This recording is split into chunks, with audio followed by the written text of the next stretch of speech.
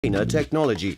The backbone is the Marshall Gambit against the Spanish, with 3 knight f6 against the Italian. Jan Gustafsson has revisited all these lines he has played for 20 years and worked on as a second for Peter Lecco and Magnus Carlsen, amongst others, with the help of the most powerful engines out there, Leela 0 and Stockfish 10. This has led to many new discoveries and a repertoire ready to master on Chessable that can serve the student for a long chess career. Maybe e4 doesn't exist after all. e5, it's e5 patzers.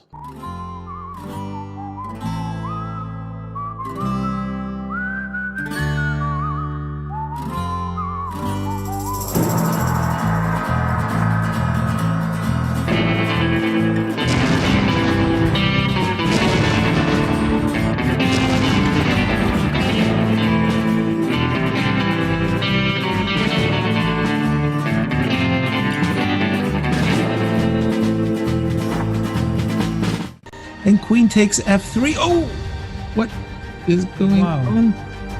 Oh, this is going to be a fortress. I just don't see any hopes at all. This is very easy. Just rook back and forth. Taking chess to the next level. Wow. Wow. Wow, yeah. Nothing else to say. Wow. Creating the future of the sport. Introducing the Champions Chess Tour. 10 months, 10 tournaments.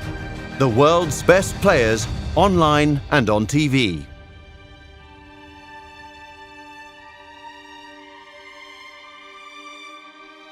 Well, we wanted to do a historical top 50 of chess players of sort of all time, and to do that we are using the statistics by Jeff Sonax, who has created a site called Chess Metrics. We've gotten some help from Frank Hofmeister, who is a well-renowned chess historian, but then we have still kind of added our own touch. And it's always going to be subjective, and there's no correct answer. I hope you guys enjoyed, and I hope you agree with every single ranking, because usually when you publish lists, what could go wrong? Who would disagree with anything? But yeah, it's been fun, and I hope you like it.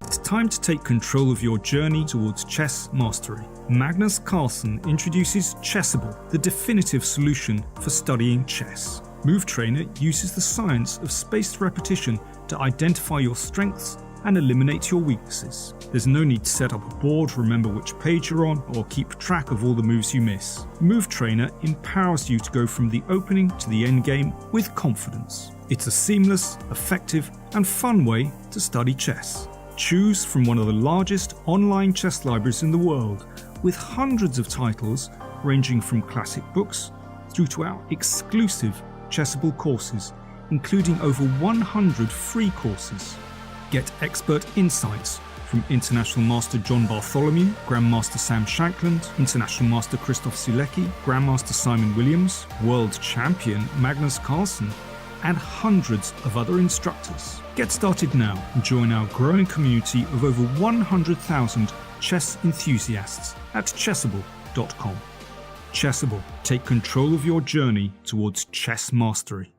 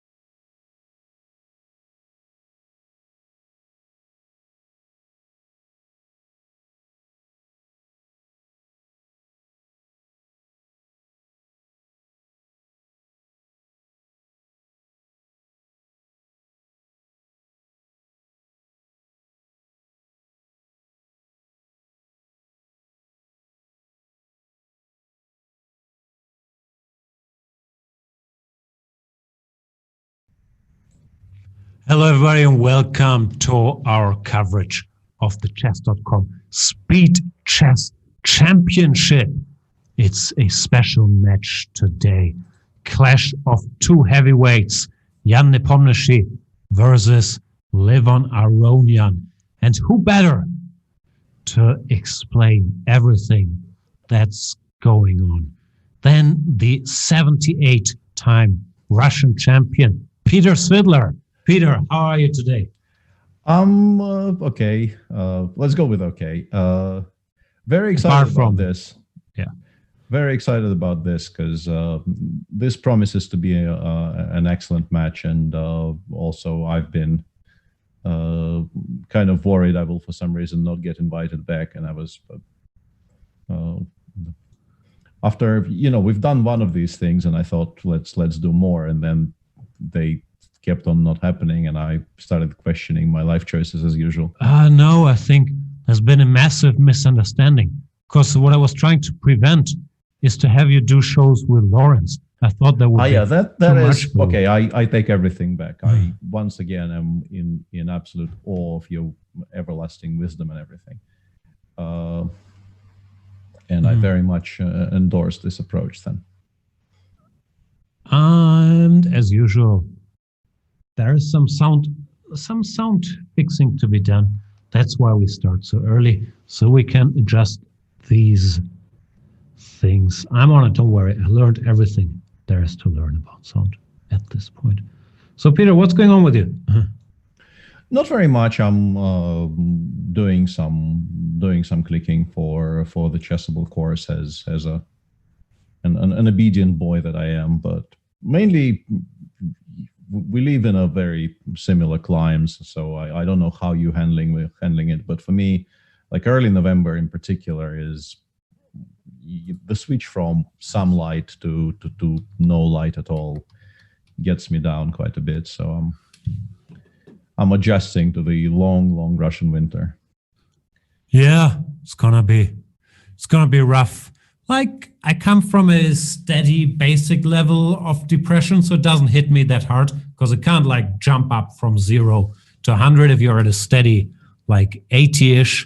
But it's still not great. It's like been dark for an hour now, and it's 6 p.m. here, so it feels wrong. But other than that, life is I was great. about to say dark for an hour, you lucky bastard, but then I realized there's a 2-hour difference, and yeah. it's not really that bad. 4:30 comes around, the light goes. Yeah, and we already have games on. And Now they started, but we're not done whining about the weather. Yeah, I don't know what's up with that. They must have misunderstood how important it is for us to get a solid 5 minutes of why do we live in those northern climes. Whining, but yeah, there we go. The knight is on h3 in the first game by move 7, which we obviously very much enjoy, even if we don't understand why it's there. Why not f3, like control central squares? I have no idea. Like I've done something similar yesterday in a titled game, and I also I played knight h3, and I immediately thought, why have I placed my knight on this completely inferior square against our mutual friend Sunniborg Hansen, by the way. Suna's still kicking. Yeah, Sunni played the title, and he was completely winning against me by move 15 with black, and then I kind of swindled him eventually. Oh, no, actually, I didn't even swindle him. I just flagged him outright. There was very little swindling involved. I just played faster than he did. But he played very well. I think what Lev is doing is like one way to actually justify the knight on h3, right? Because now there's a pawn on d5, which we can put pressure on. A bit surprising. I don't think Lev needed to allow any of this, but I'm sure he knows what he's doing.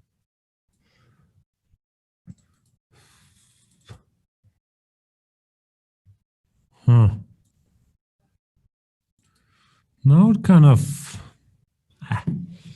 Yeah, I sort of like this for white, honestly, because the bishop on h7, as you've indicated, is a bit stupid, and you do have to worry about the pawn on d5 is currently not hanging, because if you take on f6, the rook on a1 will hang, but it might start hanging eventually, and playing d5, d4 is unattractive because the bishop on g2 becomes a monster. So looks like Jan got a very nice little pull from from the start in game one. And yeah, d4 did feel like you had to do it eventually. You couldn't really wait for the white knight to arrive on e3 and then do it. It would be even worse. This way, at least, we get this knight on f1, which might have to go back to d2, losing some time. Yeah, that seemed like a bit of an odd maneuver. We should briefly mention for first-time viewers that the format of the Speed Chess Championship is they play 90 minutes of blitz games with 5 minutes plus 1 second per move. Then they play 60 minutes of 3+1 blitz, then 30 minutes of 1+1 bullet.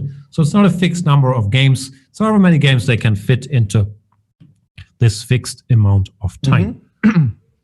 And there have been some very exciting matches already. Where by some you mean Fedoseev against Firouzja? Eh?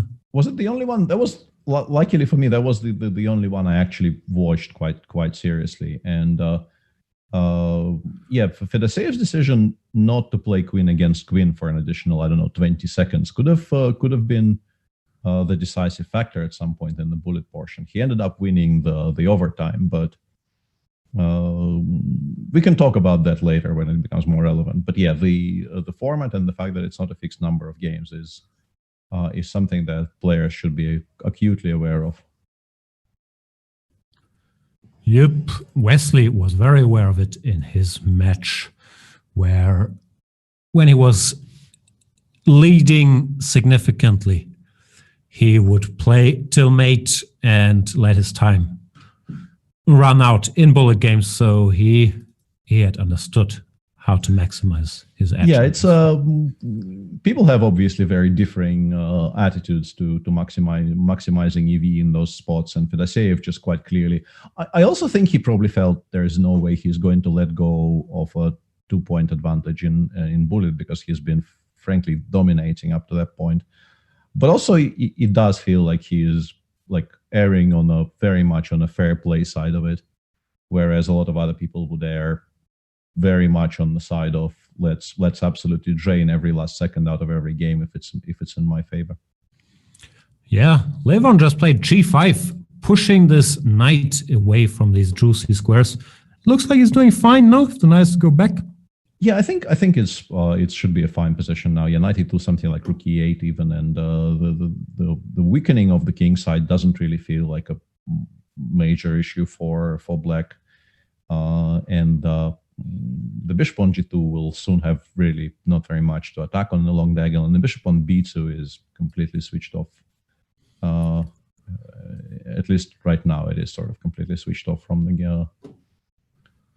Rook e8 followed by b6, and that's a kind of the time-honored way of dealing with a very strong bishop on a long diagonal. You just remove everything from that diagonal, so it shoots at nothing, and then you have to worry about it much less.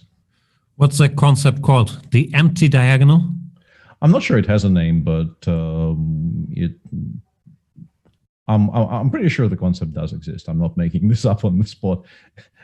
But yeah, knight c1, when you have to go knight e2 c1 in a position like this, it probably means you're not really fighting for advantage very much. Also, this knight from c1, the only square it can go to is e2, where it came from. So that's not ideal. Yeah, I think Jan is playing kind of damage limitation here, wants to trade as many heavy pieces as possible. And then the fact that his position is maybe slightly passive is not going to play such a large role. Yeah. Takes b5. Lev showing that allows some jumps. Isn't that surprising? Maybe. Yeah, I don't know why we're allowing knight e5 here. Sort of not even allowing, sort of actively inviting knight e5.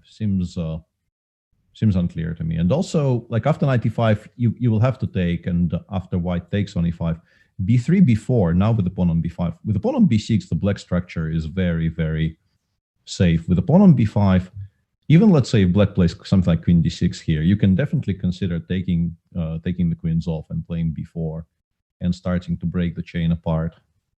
Knight g4 is clever though. Because if the queen goes back, maybe he just goes b5 before himself and just freezes the queen side completely in place. Wow. B4 played. Yeah. Mr. Freeze. This bishop has a long way to go till it can do anything useful. And we take a break from our incredibly crucial commentary on this game to welcome Mr. Dodgy and wish him... Is Mr. Dodgy back, or did he get Wi-Fi in the hospital? I'm not entirely sure, but... we need to know. We absolutely have to know, but it's a... Generally, it's a good sign that he is here to shitpost and just join in the festivities. Very happy to see him, and yeah, welcome, Dodgy. Hope you're feeling better. Where is he? I will open all the chats now, because frankly, I had opened 0 chats until this moment, but I shall open them all. Welcome, people on Twitch, on YouTube, and of course, on Chess24. Let us know your thoughts, your feelings, your fears, everything that you are comfortable sharing. We would like to know. Yeah, and if we, with deep regret, return to the game at hand, I think black is probably slightly better, but it shouldn't be very much. You could maybe even make an argument for f2, f4 here for Jan, but I guess Lev just goes g4 because you have to, if black is to play for a win here, he needs to contain the light pieces for as long as possible, not let white control any of the good squares. And, you know, currently the knight on e2 and the bishop on c1 really are going nowhere at all. So you would like to preserve that situation for as long as possible. And we are being told that Mr. Dodgy is still in the hospital, but his dedication to shitposting is unbroken. We appreciate that, Mr. Dodgy. Get well take on d3 and b3 here. What do you think? It's probably a losing attempt, but it's an interesting losing attempt, and yeah, he decides against it. Kind of sad. I would have liked to see it, because I think you pick up a third pawn immediately, and then you can maybe play.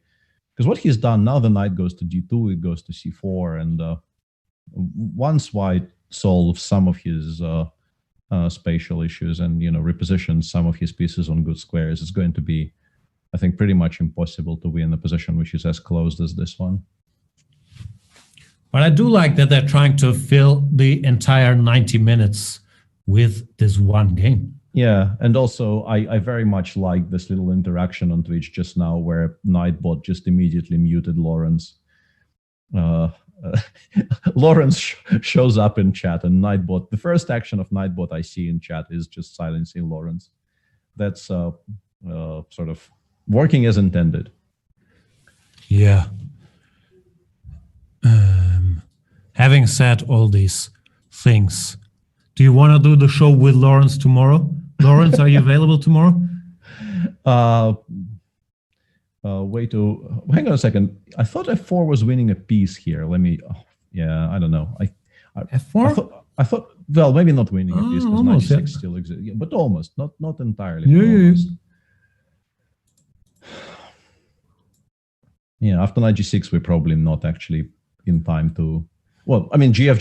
Here, g4 check actually does win a piece, but after GF, knight g6, I couldn't find a way to make any progress. But it would have been an interesting try against 4 seconds, maybe. Yeah. And yeah, this doesn't look very exciting anymore, honestly. And yeah, the game has disappeared. The game has disappeared by this point.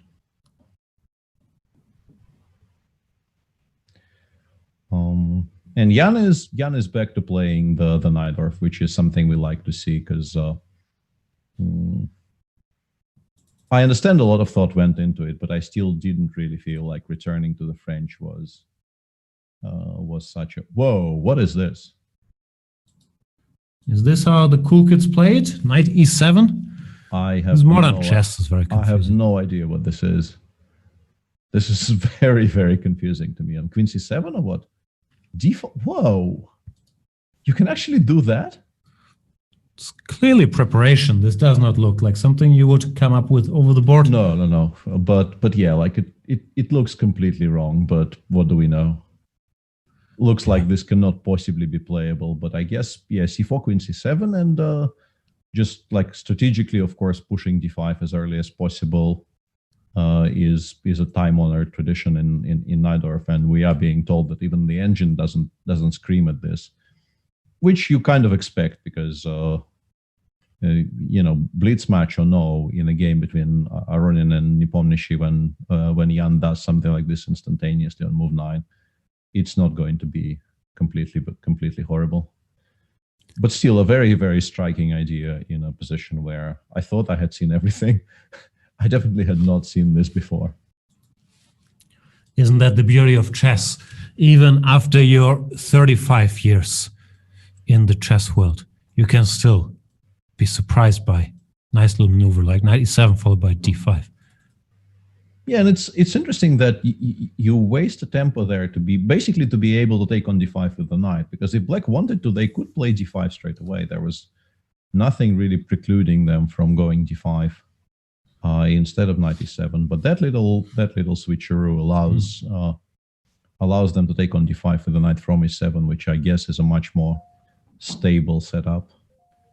And yeah, these types of positions, they are normally fine for black if if white doesn't develop some kind of pressure against the pawn on e5 really, really quickly. Then black is just completely fine, maybe even better, no? This looks like a dream. Potentially better, yeah. If you give black time to, I don't know, castle and play rook a8, you're really going to start hating life as white here. Lawrence is saying he didn't realize how tough it is to troll over 3 different platforms. And he's expanding by also texting me on WhatsApp, which is impressive dedication. Yeah. Lawrence is nothing if not persistent.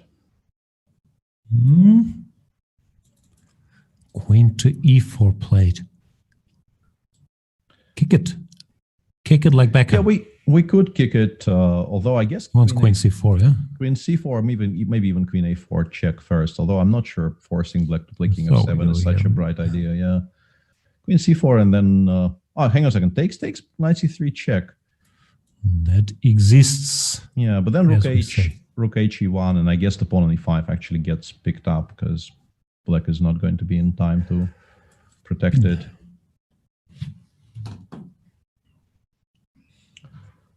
Yeah, and Jan instead goes for rook c8, defending the knight on d5 by tactical means, and Lev instantly goes c3. Well, I mean, f5 got improved by the inclusion. Yeah, but by the inclusion of those 2 moves, f5 definitely got improved because queen c4 is no longer an option at all. You could also just play something quiet like knight f6. There's really not much wrong with just playing knight f6 here. But yeah, f5 looks very logical. Jan Nepomniachtchi, one of the 2 co-leaders in the candidates tournament that, as we know, started in 2020, will probably continue in 2021. Nepomniachtchi and Maxim Vachier-Lagrave are currently sharing the lead in that half-finished event. Very true. King f7. Yeah, this looks beautiful. This looks very nice for black, yeah. And the queen on a4 is also quite a bit misplaced. You can't really do much to it right now, but after black finishes consolidating with like rook hd8, maybe even bishop f6 thrown in, even plans of just b5, b4, just using the queen for tempi to open up files on the queen side will definitely come into play. I like this for black. I like this for black quite a bit. Yup. So, what have you been up to? Are you following a lot of politics? How do you spend your time? Well, I have spent like the election night and a few nights afterwards having a few pages on auto refresh, but I'm becoming, less compulsive about these things. By this point, it's become much slower, And the current. It's kind of funny because I think if you ask both sides of that particular question, they will both say that there is like a slow cooking coup in process, but they will refer to completely different things, which is kind of remarkable. But I don't know how deep we want to go down their particular rabbit hole. Up to you. Yeah, Queen C6 is the alternative topic. Mm-hmm. Yeah, Queen 6 is, and as somebody in chat pointed out, Queen takes C3 was probably possible, maybe against the Rook HD8. Interesting that, because this is exactly the kind of a tactic that Jan normally doesn't miss, assuming it works, which it does appear to work, honestly, in this particular position. I see no intermediate moves, specifically because this is check. It just feels like this was winning a pawn.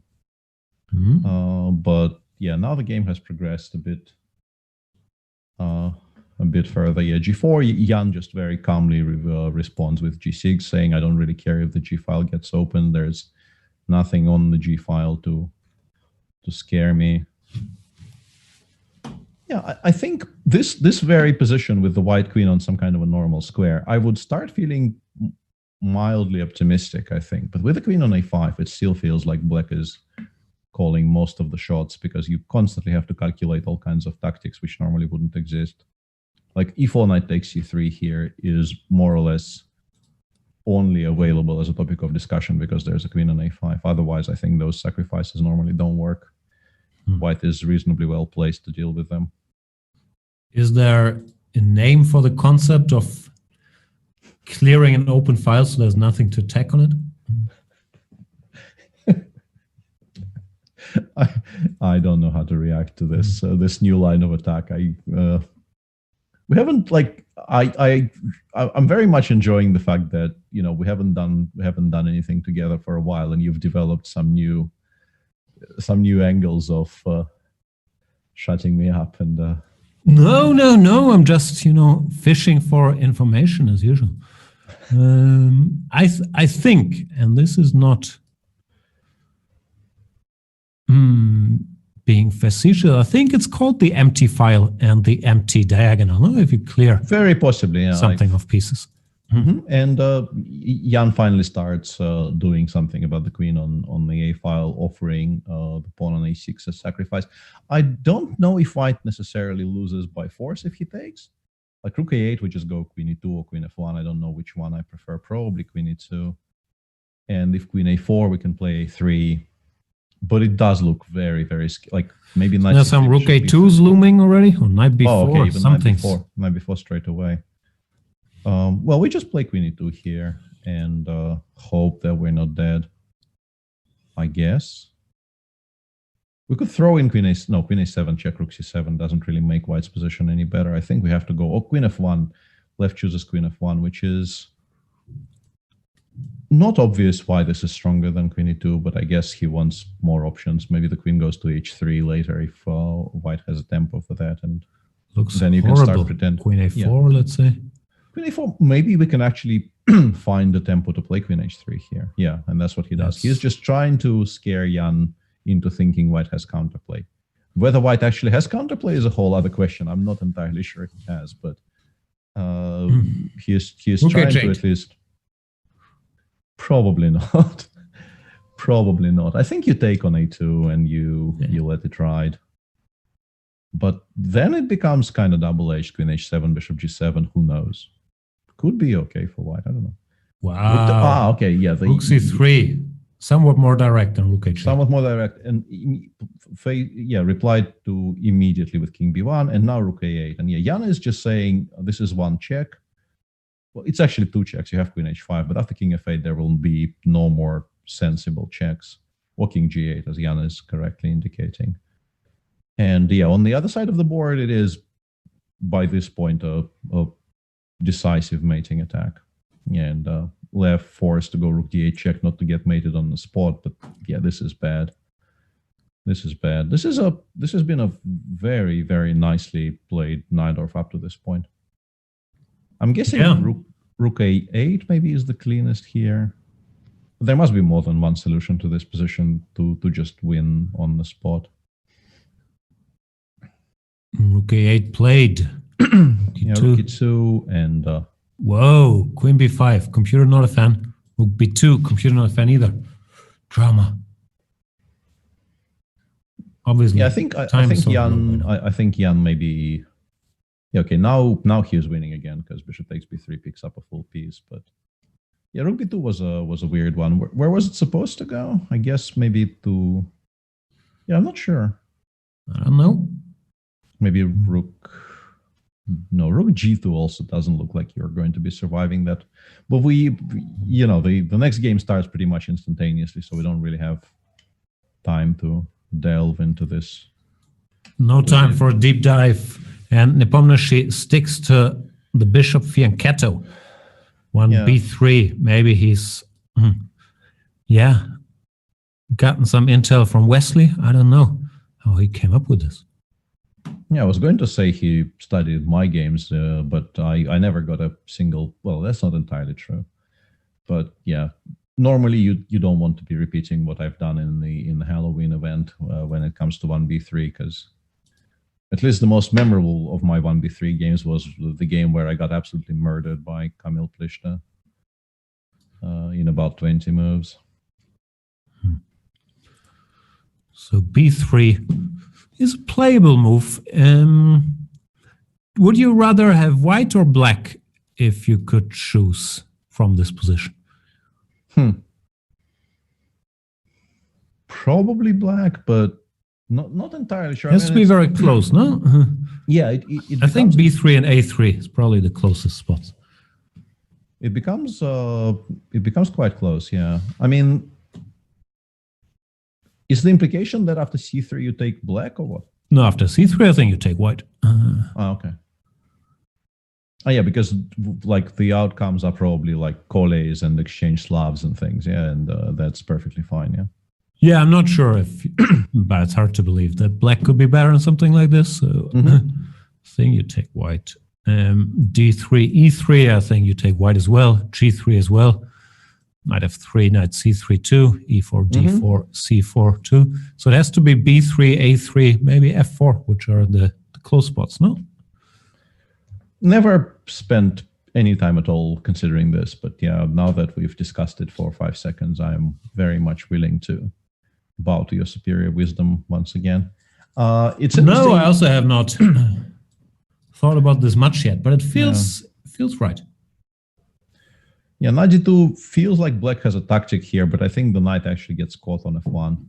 You can go bishop g2, king g2, knight takes e4 here, but in the very, very end of that long forest line, white has bishop h6, and the knight on f1 appears to have no ways of escaping, so it doesn't really work out for black. Meaning that maybe white stabilizes and just gets a reasonably nice Maratse. Not anything life-threatening, but should be quite decent for white this type of a position. Rook d8 reestablishes the threat, though. Now white definitely has to worry about not blundering knight takes e4.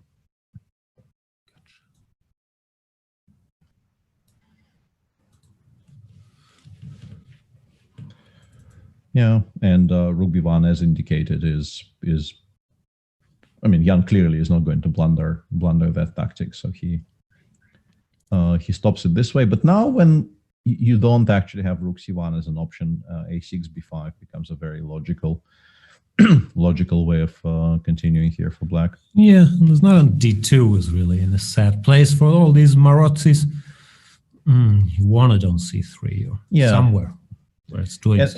And this is why what Lev did in the opening is quite clever, because he actually prevented the knight from coming to c3 by going for queen c8 and bishop h3 as early as he did, establishing the very same tactic once again. Yeah, here knight takes e4 is just a healthy extra pawn. And you're absolutely right. Yeah, of course, the position looks infinitely better for white with the knight on c3 compared to the one on d2. This should be fine for black. it's still possible to kind of misplay it by playing maybe too quietly, and eventually white repositions his pieces and maybe gets a little bit of a pull, but normally black is in no trouble here. b6, queen b7. Keeping his options open. Yeah, this is very much fine for black. Yeah, the thing about b5 is we probably can just ignore it, right? b5, we just do nothing. If you take on c4, we take with the knight and we pretend that it's gone according to plan. But how much of it is true is unclear, because bc4, knight c4, d5 actually becomes a very serious option, right? Even maybe here, but yeah, Lev says I can continue making useful moves.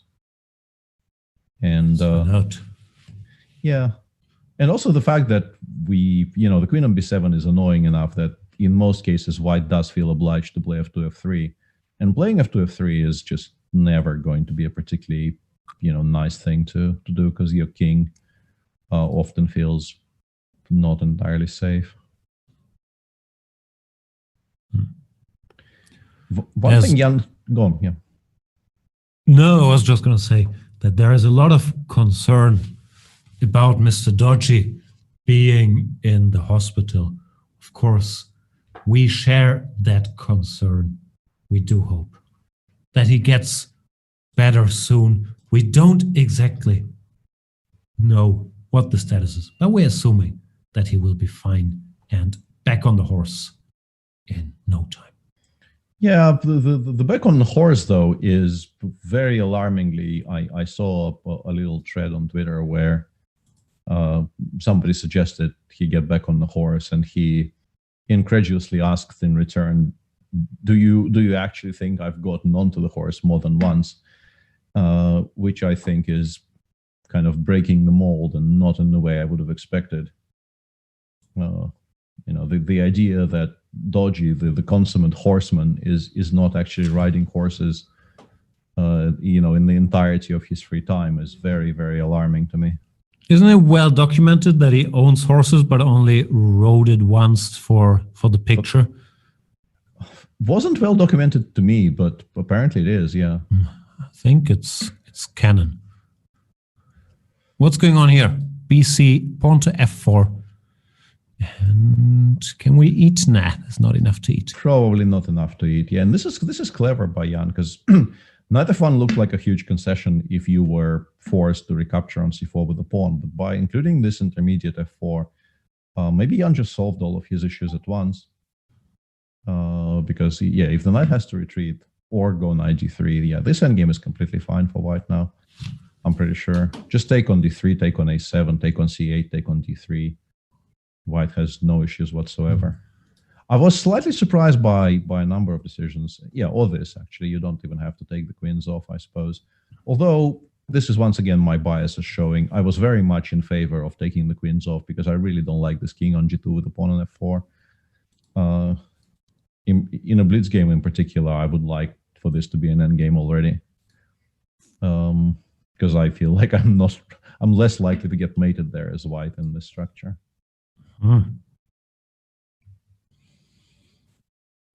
Knight d2, d5.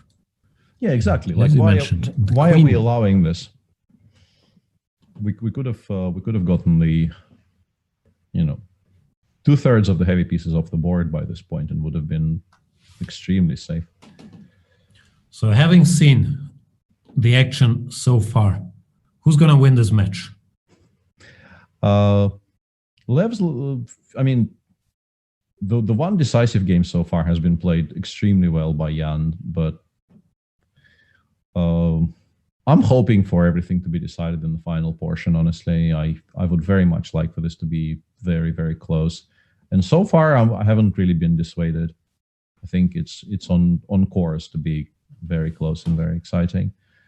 But yeah, I sort of prefer Jan a little bit, having watched 2.5 games, which is obviously a huge sample, very representative, and clearly enough to make sweeping generalizations. You heard it here first. Match is over. Nepomniachtchi is going to win. Go home. Exactly. I think knight f3 is probably, I was expecting knight f3 here, but this decision took Jan so long that Lev is actually now doing better on the clock. I think for the first time in this game. But white, very importantly, because let's say knight before. Oh, Whoa. Hang on a second. Whoa, yeah, okay. And game over. And game over, yeah. Okay, my knight f3 was just basically a game-deciding blunder, which is, very nice to establish establish dominance, so to speak, by blundering the entire damn caboodle in one move early on. Yeah, left strikes back immediately. There's nothing to do. Yeah. The queen defends rook, rook gets taken, then horsey gets taken, horsey gets taken, rook gets taken. Yeah, and it's a very easy move to miss because specifically it gets the knight in the way of an intermediate check from d4, compared to, let's say, the move knight before that I was calculating instead, which would have been very bad because of queen d4 check. Yeah, Jan goes for this, but it's just completely lost after, let's say, f6 or, well, frankly, any move. Well, not maybe even any move really. The big question is, can we take on e6 here and then go king h3 and pretend it's a perpetual? But it's really not a perpetual. It's over. Yeah, yeah. And this position is just completely over. Of course, yeah. There's no game left to play unless Lev goes completely crazy somehow, which I don't expect to happen. h5 queen a7 check is one way to make your life slightly more difficult, but even there, Black probably wins by bringing the king towards the center. And of course, you're not obliged to do any of this. Yeah. h6. h6 is a bit of a weird one, but yeah, as mentioned, the king will be very safe somewhere around d7, and then after the eventual check from a7, we go rook c7, and then we play g5 and open up something on the king side, and the white position collapses.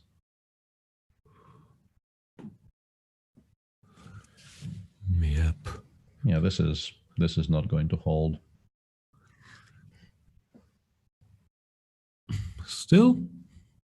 Yeah, I mean, you absolutely are entitled to continue playing here. There's nothing wrong with playing when there's so little time. Yeah, I don't know what Lev is. You don't think at some point it becomes pathetic and you should accept defeat? Well, it definitely does happen, but it hasn't happened yet here for sure. It's yeah, Lev definitely showed cleaner conversions in his life. This is not the best ever conversion we have seen from him. But yeah, now it's probably now he managed. He managed. 23 and even f3, cute. Whoa, hang on. Hang on, you can take in queen g3. Did he calculate that? I guess the pawn ending is lost, right? Still a very weird way to convert. Yeah, it's it's probably just give this check, take on g3, go rook b2, and yeah, you're unlikely to run into any issues. But this also wins. We can even check from f1 to make us one tempo further ahead, and then king b5, king b4, and so on. Showing some flair there for sure. And the scores are level.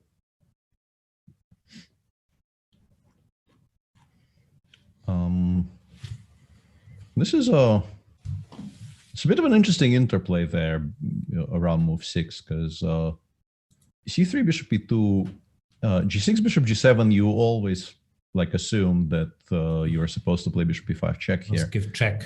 Yeah, and Levon instead just completely ignores it and goes for a much slower kind of development setup.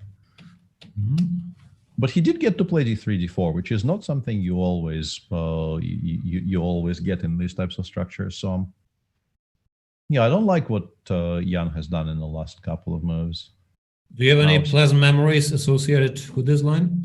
A little bit, yeah, but not g6, yeah. And I think Gary very, very specifically did not play g6 against me in this position because of bishop b5 check, which has a reputation of being slightly better for white with zero risk. Should there be anybody not aware of what we're talking about? Peter Svidler used this line in, where was it, Tilburg, 1998, somewhere there? 97. I was going to say 7, I wasn't sure. To defeat the mighty Garry Kasparov. Kasparov, after the game, said, if we start analyzing Sicilians with c3 and d3, we won't get anything serious done.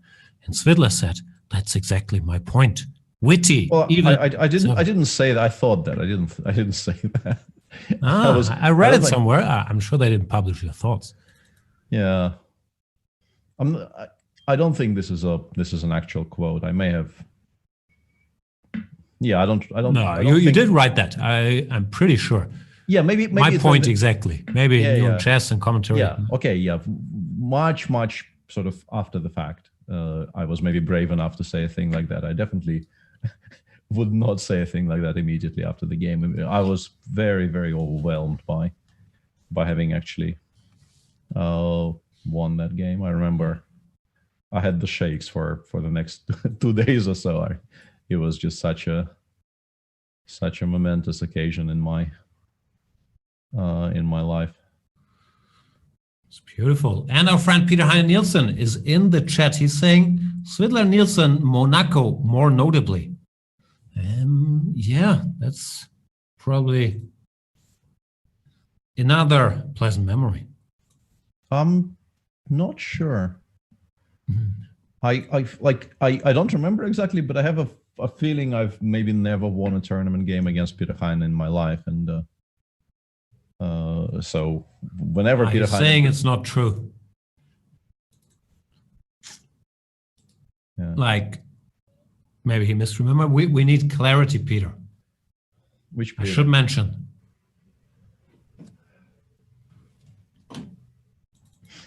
I was going to mention something there, I forgot. Yeah, I know how that feels. It's H. Do you go F4 here? What's this position? White is better, no? I like this for white, as long as we kind of don't lose the pawn on d5 to some kind of an unhappy accident. But yeah, No, F4 was fine. Knight f3 is also, I think, completely fine. Just kind of hinting that if you ever allow knight d4, knight c6, the game pretty much is just straight up over if that happens. It's currently not really a threat because bishop takes d5 exists, but as a kind of a long-term idea, it's very, very scary. Yeah, and if you're forced to take on f3, this bishop on b7 is just a very, very sad specimen. Peter's correcting that it was bishop c4 back in the day in Monaco. Did I lose the game, though? I have a feeling I lost every single non-drawn game against Peter Heine.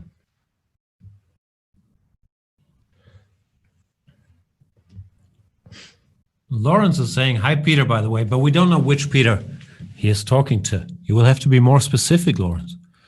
Yeah. Be more. Yeah, it doesn't really work here. It usually works. Hang on. I wanted to go with our we all know. staple of be more constructive in your criticism, in your feedback. But with the feedback, yeah. Yeah. But this isn't really feedback. It's just Lawrence randomly saying hi to people. I don't know if it qualifies.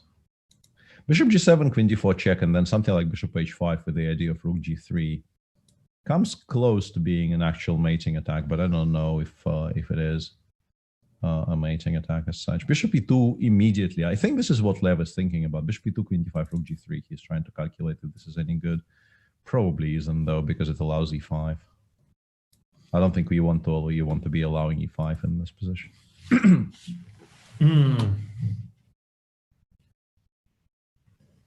So how do we win?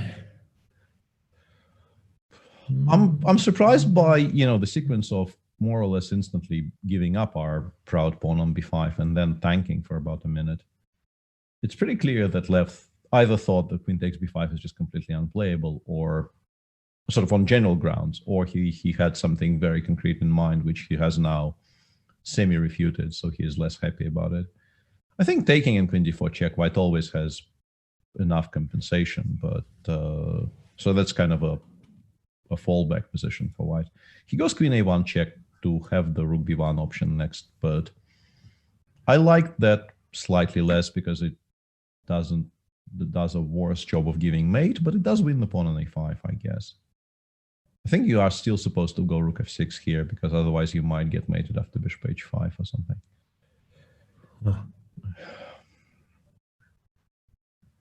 So rook f6, let's say, rook b1, queen d7, we take on a5. And yeah, that bishop on b7 is still such a horrible piece that even with some pieces traded off, it's probably quite horrible for black. Yeah, Jan goes king g8, but you still cannot afford to go queen a6. The queen, yeah, if you go queen a6 here, you're probably getting mated. Now there's some checkmate arena. Yeah, I think rook f6 is always the way black deals with those threats. So yeah, Lev goes for a more for a safer continuation, because you can always sort of switch to giving mate on the king side later, but winning the pawn back, which was also an outside passer, can never really be a horrible mistake. There's a question who's better, Levon and Blitz and Jan and Bullet. I wouldn't necessarily think that either of the two are true. And in general, I think the skill, let's say Jan is better at fast time controls. I don't think 3-1, 1-1, or 5-1 makes such a big difference because of the extra second. And all these guys are pretty used to playing with little time. Having said all that, Levon is a former World Blitz champion. I've seen him do amazing things with the 2 seconds he gets per move in 3-2 games. So I'm not sure. I just don't know. I just don't know how much online blitz he's played recently. Whereas Jan keeps himself very, very fit and in shape in those disciplines. Plays a lot of the current circuit, so to speak. Streams quite a bit of it as well, and I think he just might be slightly more in tune with these rhythms. But it's not obvious so far. Like he won a very nice game with black, and then got soundly outplayed and then outcalculated in the very next game, and he is getting slowly but surely kind of slaughtered here. This is, despite very limited material, this is a very, very bad position for black. You normally don't hold positions like this against somebody like Lev. Although it is blitz and it's way too early to call it, but yeah, you normally end up being torn apart because the bishop on b7 is bad, the pawn on f5 is weak, and the king on h8 is constantly a very, very large problem for black. Yeah, doesn't look great. I agree, by the way, or I think Nepomniachtchi should be the favorite, because I'm not sure it's exactly the same game, the online game and the over-the-board game. I think Levon has tremendous experience playing over-the-board blitz, but yeah, we're not sure how much online he plays. Well, Jan lives online. Yeah. Yeah, this is now just bad, because bishop c8, you would like to go bishop c8, but it loses instantly to rook c1, which is why there's such a long pause here. And yeah, when you have to play queen c8, you kind of know the game is gone. You just never ever expect this to hold. I think this is now kind of lost mathematically, because yeah, e5 is imaginative, but yeah, you would assume this loses to something. But it's a nice trap. Yeah, I think Jan probably spotted it from some way away, and you actually now have to calculate, because I thought queen b4 was winning, but then rook takes h6. This is a very, very cute counter by Jan. I guess queen h4, rook h6, queen g5 probably still wins though. That's so complex though. DE, rook e6, that has to be. Rook g2. I mean, you have to be sure you don't get mated here. This is probably, like, if this That's works, this is the cleanest one, yeah. And yeah, because queen c4 check is not available, I'm guessing this is just, hang on, bishop b4, and now queen c4 check is a genuine threat. So yeah, we have bishop b2. This is very, very clever by Lev, just indicating that I don't believe you have good enough threats, and my threats are actually game ending. Rook g8, and now we can, whoa, queen c1. Queen c1 the machine really, really disliked. I wonder why. Comp is not a fan. Bishop d3. Bishop. Whoa! And, wow. King e1, rook g1. Bishop e2. You can take queen e6. What's that position after king e1, rook g1, king d2? Aren't we get there? Oh no, rook g1 mistake. This is a roller coaster.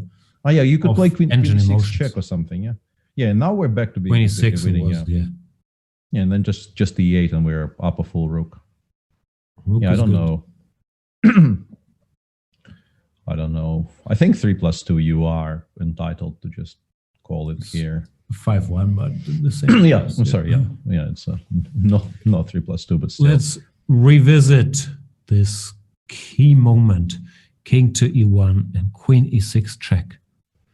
And then I guess we could maybe even take on Queen E3. B1 next. Yeah. Well, I mean, King We D2. take and take, yeah? And White probably holds this endgame. White probably holds, but yeah, it's now actually a question of whether White holds or not, which is quite stunning.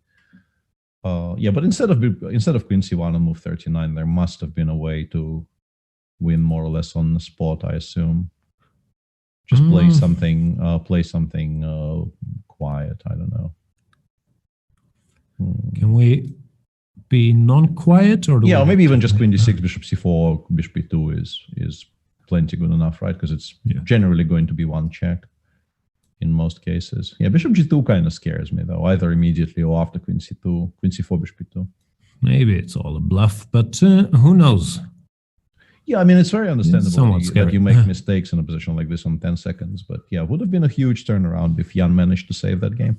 And now Jan More goes B3 for... action. Yeah.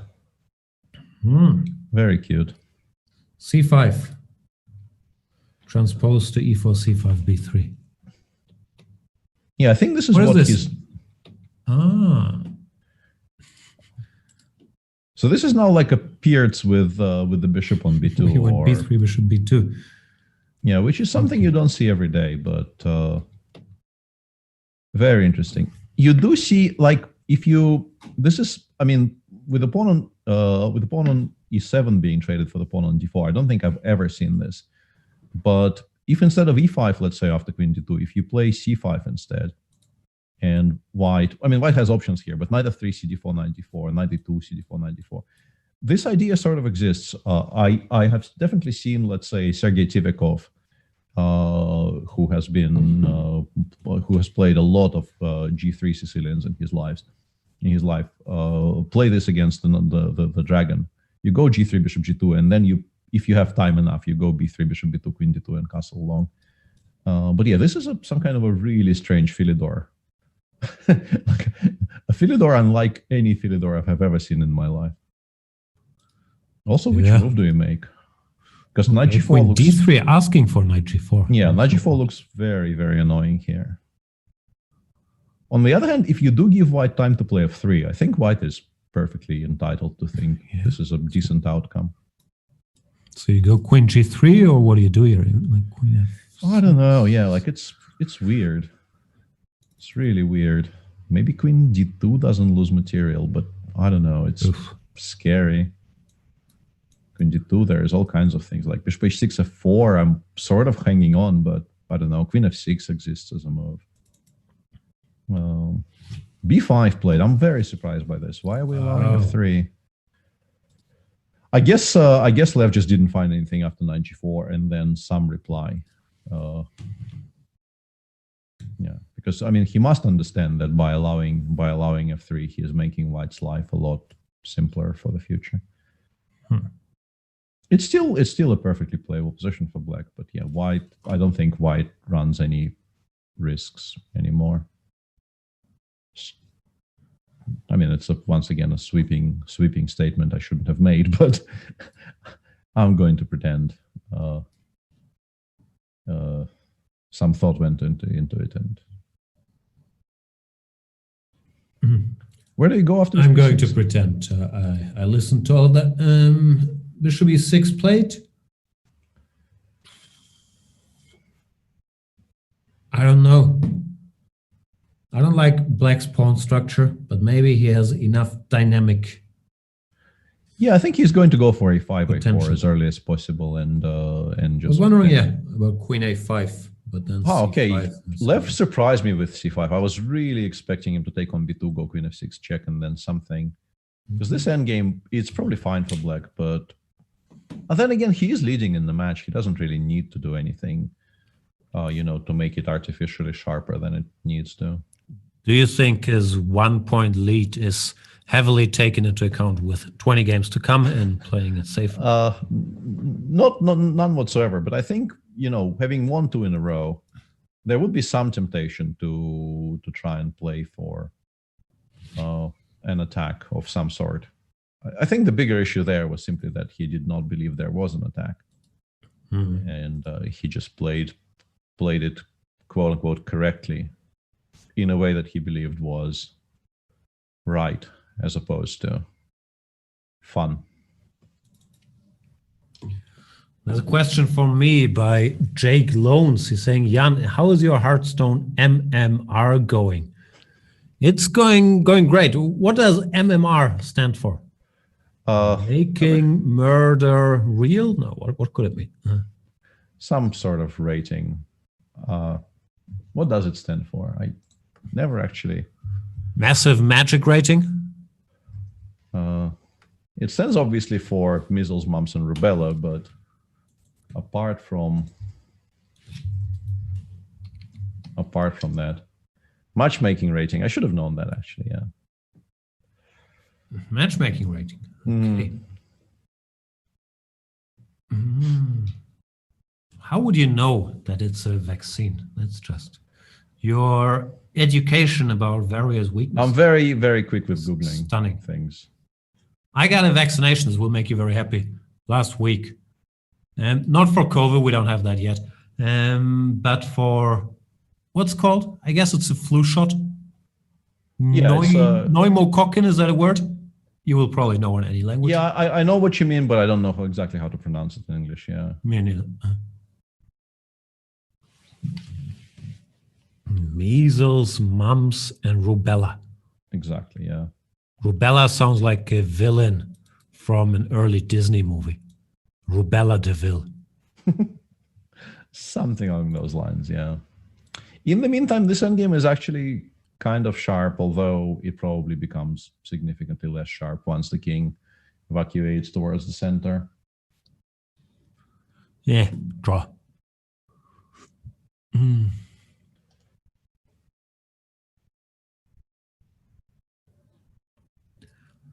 Jake Lone saying he told during the previous stream that he wanted to learn Hearthstone. I must have lied, no? I have no recollection of that. I usually talk about wanting to play Monkey Island. Is Jake Loans, that's one of your moderators, your partners in crime, your fellow Hearthstone enthusiast? Jake definitely plays a decent amount of Hearthstone, yeah. How do you... Actually, you don't. I was going to say, how do you manage to keep your TV intake up with all the Hearthstoning? But you don't, right? You haven't seen it. I've scaled down quite a bit, yeah. Although in recent weeks I have actually cleared some of the backlog, and I have started. What have you seen? Game. I've done some like topical news shows. I've done. I finished. Of the things that are still running, Fargo season 4 is quite high on the list of things I'm watching right now.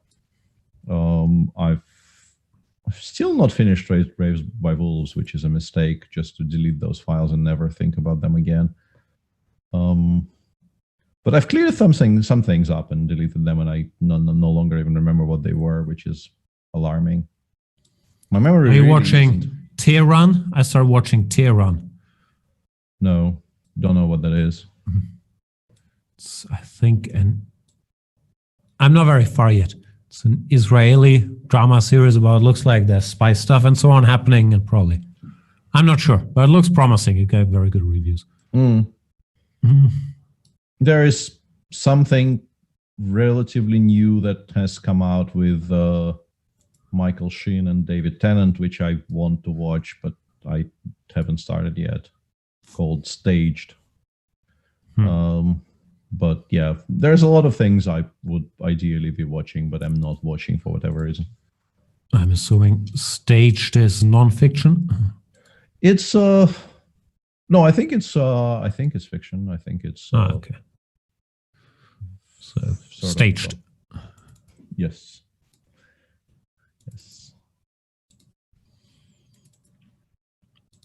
Yeah, that's the problem. There's too many shows. We don't have common topics. I at least. You start watching the Queen's Gambit. How far along are you? Not very far, like a couple of episodes in. I'm finding it very hard. It's one of those shows which trigger my anxieties quite a bit. Like I worry about the girl, and it makes my enjoyment, it diminishes my enjoyment because I feel bad things are about to happen to her. But I was told that at least one bad thing I was very, very certain was going to happen to her from like the clues we were given was not going to happen because I'm in some group chats and people have spoiled it for me, for which I was very grateful because I really was not, looking forward to watching that particular story arc. But then I was told that story arc doesn't happen.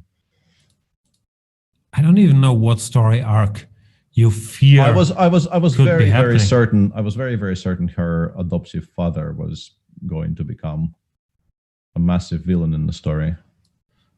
Yeah, he doesn't play much of a role, does he? And I was told sort of what I was expecting to happen there was not going to happen, which is a draw. So basically, you have a hard time watching drama shows because you fear bad things might happen to the protagonists. Yeah. What about comedies? But you often find them cringe as well, no? Like what is left for you to watch? I don't know, like stupid bubblegum shows which don't engage my emotions in any way. Blacklist, stuff like that.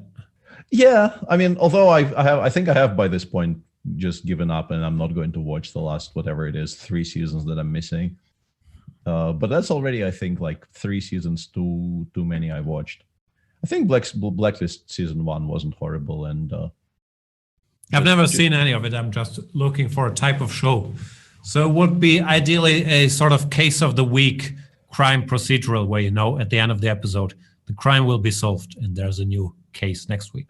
So, I mean, that's a huge simplification. I've actually not been watching any of those for a while, but yeah, I do watch with my finger on the pause button quite a bit when, when there's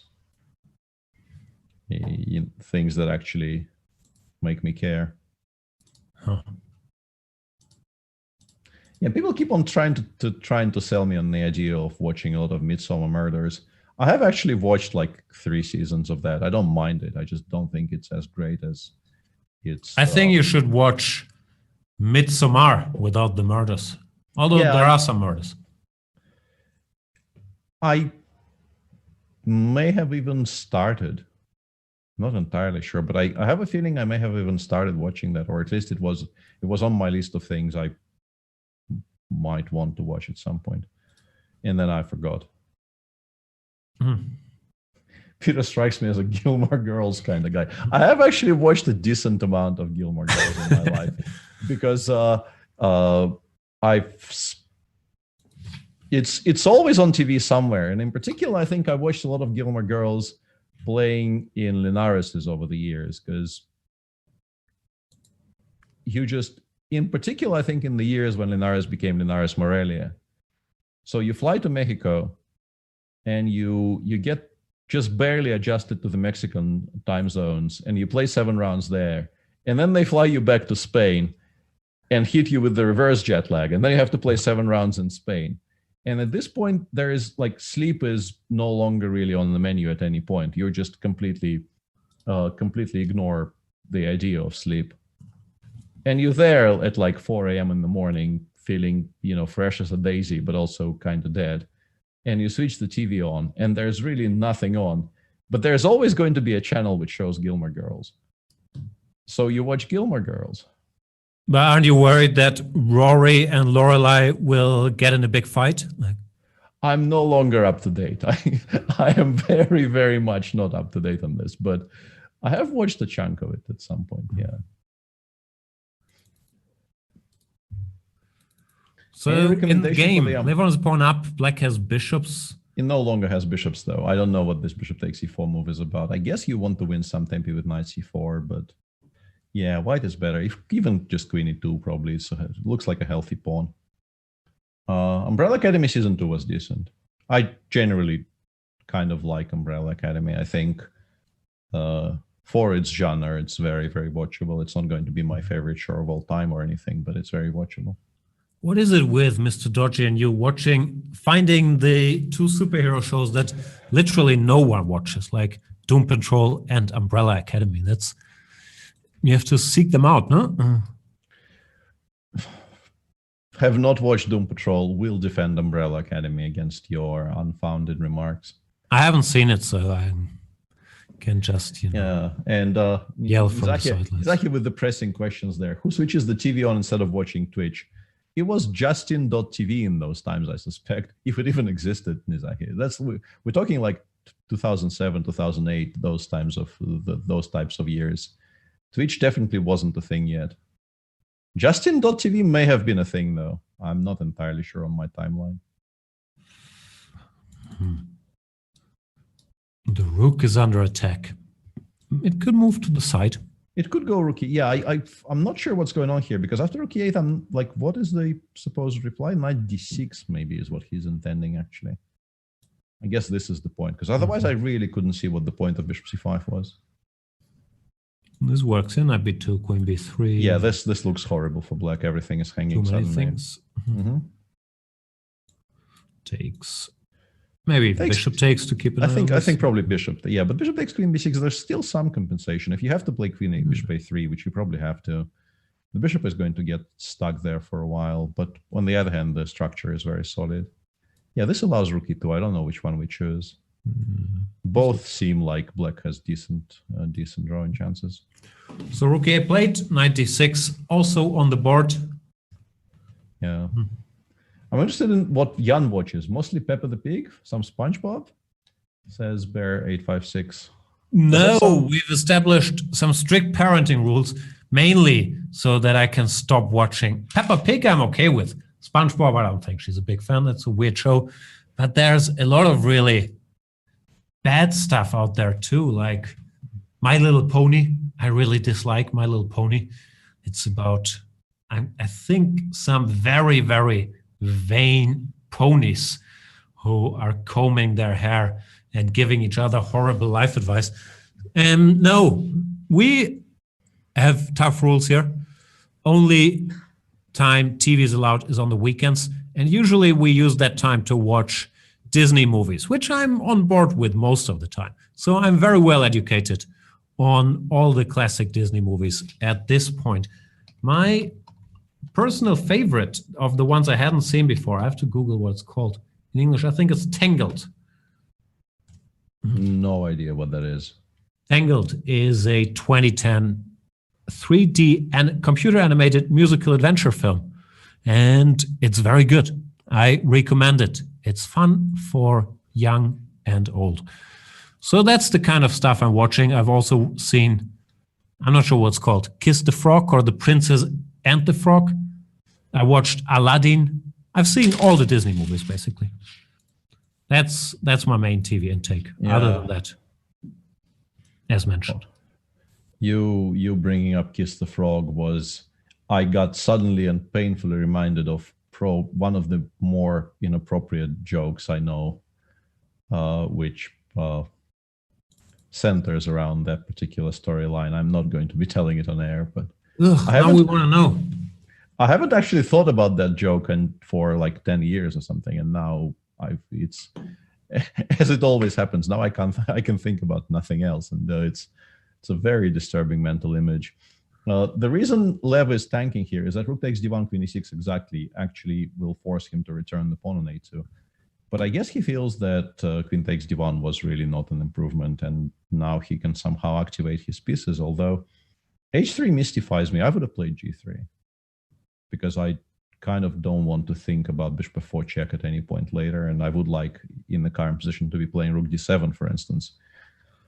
Which I think I would feel much safer playing rook d7 with the pawn on g3 here than compared to the pawn on h3. What's this? There's a question in the Chess24 chat. Which chat we're reading? I'm reading Chess24 and Twitch. Hungry Hippo is saying, I will never forget, Svidler told it in a secret camp in 2010. Jeez. Yeah, it's also kind of difficult to translate into non-Russian languages, so I'm sure I had a bit of trouble there trying to properly rephrase it into English. But it's kind of gratifying that it stuck with people for this long. White is actually much better now, right? Queen e4 or something, or even the immediate rook d7. But in particular, queen e4 looks like a painful move to face here. Queen b3, rook d7. A lot of trouble for. This is bad news for black. Really, all I can think about is your frog joke. Yeah. What happens when frogs park illegally? Is that it? No, and I don't know what the answer to that is. They get towed. I should have. Yeah, that was actually possible to work that out. I feel. No, I'm just trying to guess here. Okay. I could just, in the time-honored Lawrence Trent tradition, I could just type it in our WhatsApp chat, but it will take. It's a longish joke, so it probably takes. There's going to be a protracted amount of dead air, which we don't want. Wasn't Queen H4 stronger? I guess it's actually kind of difficult to see. Queen H4 did seem like it was winning. Now that you mention it, Eldorado, we should actually put this on the board because it's a very instructive little geometrical thingy. Instead of Queen E4, move 26, yeah. Sorry, I was busy researching frog jokes. Even here, probably, honestly, the chance probably isn't gone yet. But yeah, Queen H4 with seemingly an unstoppable threat of Rook D8 appears to just be winning on the spot. But yeah, these types of long queen moves with long threats are extremely easy to miss, I feel. Yeah. And also in particular because Queen E4 is very strong and you feel like you don't need to. If White didn't have anything good, yeah, and Jan now blundered a piece, right? Bishop takes f8 just wins a bishop, right? Yeah, that has been a bit of a blow. So Lev goes 2 up after this one, right? 4-2 in his favor. Yeah. Did I say Jan goes 2 up? It's Lev that goes to who goes 2 up here. Lev, Jan, 3-letter names.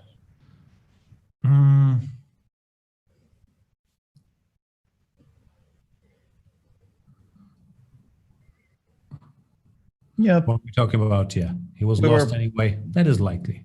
Well, actually, here, I think bishop takes d6 and then queen goes somewhere. You'd still like queen b3 in particular. If rook takes g6 is the best White has, the game is still very much on. Like this queen endgame is. I don't even know if it's winning objectively. Yeah, queen takes b2, and game only just began here. So yeah, it's a bit of a throw there because he probably was completely lost earlier, but he maybe was not completely lost in that particular moment. Yep. Another break? What's with all the breaks? This wasn't a long one. I don't know. Maybe they've taken some time to find the rematch pattern or something. Do you want to know what I purchased today? I purchased an expensive item today. Was that a PS5? No. No, I have no idea. I have to look what it's called in English. It's called a cargo bike. So basically it means committing to going full hipster. Do you have cargo bikes riding around St. Petersburg? What's a cargo bike? I need to do some soul searching here. It's an e-bike that has a giant carrying device in front of it where you can put your kids and your groceries in and then drive them around town with. And it has a trendy retro design to show that you're hip and conscious. I have not seen a single one of those, I think, in the streets of St. Petersburg, but I'm not sure if I think it's called cargo bike. I'm not sure if that's the proper term. I think so. It is, yeah. I've done some Googling as instructed, and it is the correct term. Somehow, Jan, probably being slightly annoyed at being 2 down, has switched to playing actual opening theory, and no more B3. Yeah, This I'm pretty sure I've seen this position before, and might even have an opinion on it if you forced me to. But yeah, should be fine for black, I assume. Doesn't really look like it's very much. Although I'm a bit surprised by d6. Maybe I shouldn't have been, but I thought taking on e4 was more critical, because the way you become worse here is you allow bishop e3 in some kind of a advantageous setting for white. The bishops come off, and the knight gets the d4 square for nothing, and then you are in quite some trouble, I feel. So I thought trading e4 for b5 and then playing some kind of d6 or d5 or something was more to the point. But Lev probably actually knows what's happening here. Yeah, I'm not sure. I really don't like this, though. Yeah, it feels like bad. This doesn't look like he knows what he's doing. Yeah, these last 2-3 moves don't really give the impression of Lev repeating his com prep. And yeah, if the bishops do come off, it's just a very, very unpleasant position for black now. Kind of prompting me to wonder if he is planning to go bishop d8 or something, but no, he's resigned himself to having to defend a very ugly spot. This is here. really bad. Queen d5, rook d1, yeah. Yeah, and particularly with the inclusion of f6, which has not been followed by bishop e6. Yeah, this is just going to be very, very difficult to defend. I think he is just down a pawn. I think the pawn on d6 is just dead. You can't protect it. Rook a d1, queen takes d6 next. So it just becomes one bishop g4 and pray not to lose some double rook ending, maybe. Yeah, but yeah, it doesn't even go into the ending. I guess makes sense, because you are probably still forcing the bishop f3 gf trade. But yeah, the white king is just so completely safe there that and white is so much in control of the only open file that it's hard to imagine how black holds this under normal circumstances.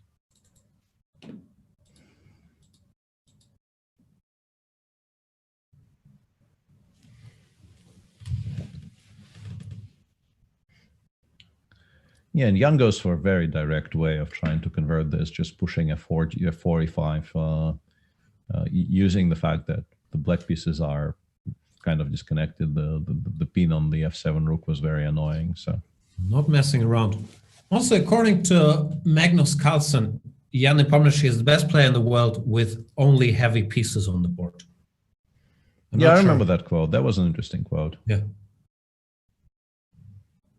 In particular, because he sounded fairly convinced. It's just very interesting to me how you even sort of start thinking in that direction. But they've probably played billions of blitz, bullet games, whatnot, no? So maybe there's just a big sample size on all these things. Yeah, no, I'm not, ridiculing it or anything. It's just like how do you start composing that list in your head? Is the question that's unclear to me. The answer may very well be correct, but I just you have to ask yourself the question first, and this is what surprises me. Red Ribbon 3700 is wondering if Jan Nepomniachtchi in that case can come to Yanistan. Yeah, in general, it's the same name. Like every Jan is welcome, no matter what spelling. I think it's just how stuff is transcribed from the Russian spelling into English, no? Or is it a different name? Peter, you would know better than me. I'm assuming it's the same name. I think it's the same name, yeah.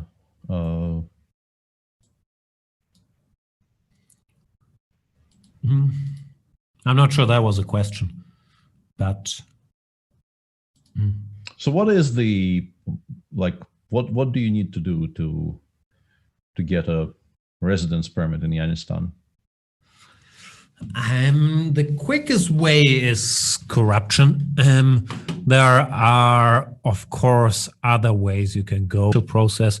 You can apply, or you can And now try to get a yellow card. It's our equivalent of a green card. So there are different ways, but let's face it, an under-the-table payment is the only real way, especially if you want to be considered for beachfront property. Fair enough, yeah. This should be convertible, but I mean, if you have to take on f6 here, take on b7, rook f4, these are, because the structure has gotten broken up on the king side in the process, it's maybe not as clear-cut a victory as it might look. Which is, I think, why Jan is now looking at something like queen c7, yeah, which could be interesting. Queen c7, queen f4, and then we take on h7, and then we play the same endgame but with more extra pawns, which I think is quite attractive. You could go rook h8 here, but it's do you want to? Yeah, not a very cheerful thought. I guess it's still better than a completely lost rook ending 2 pawns down. h3, I like. Saying your move, sir. Yeah, your move, sir, and also does stop like the most well-established perpetual pattern with queen g4, queen d1. So you can just safely go queen g2 or king h2 here and not worry about the perpetuals all that much. Shongibo wants to know, even if you're a Jan living in Yanistan, will you get a parking ticket? It's a fair question. I don't think parking tickets are connected to what your name is. Well, queen c5 forced resignation here. Nice. You have to play queen f5, and then once again, it's just a completely dead lost rook ending if white wants to, which white probably by this point does want to. Why wouldn't you want this endgame? That is good enough. In Yanistan, the only mode of transportation will be cargo bikes, but there will be heavy fines for parking them in spots not approved by the glorious leader. So yes, you can get a parking ticket no matter what your name is. Yeah, and the next one probably ends up being the last 5+1 game of the session with only 10 minutes left on the clock. And Jan does go back to the winnower. His first love. Not his first love. His first love is probably the Najdorf or whatever, but his weapon that he brought to the candidates. No, it's slightly more convoluted than that, because he was very much a French defense player in his younger years. So there's definitely been some back and forth. But in my mind, in my sort of headcanon, he's definitely more of a Najdorf player than a French defense player, despite years of faithful service to that opening in his youth. What is this? This is not. This is the kind of a topical line they play these days. I don't recognize it exactly, but I have a feeling this is this endgame that has been discussed. No, it's not that. You don't get it via this move order usually, at least not with h4. So I'm not sure what this is. This might be Levon homework. We'll see.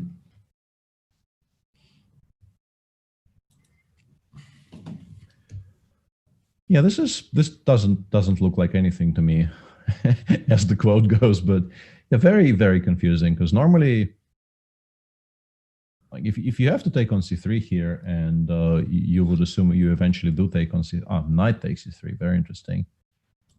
Kind of what a weird position. Hinting at endgames and then saying no endgames for now. Yeah, queen h8 followed by e5 is a very witty response, so to speak.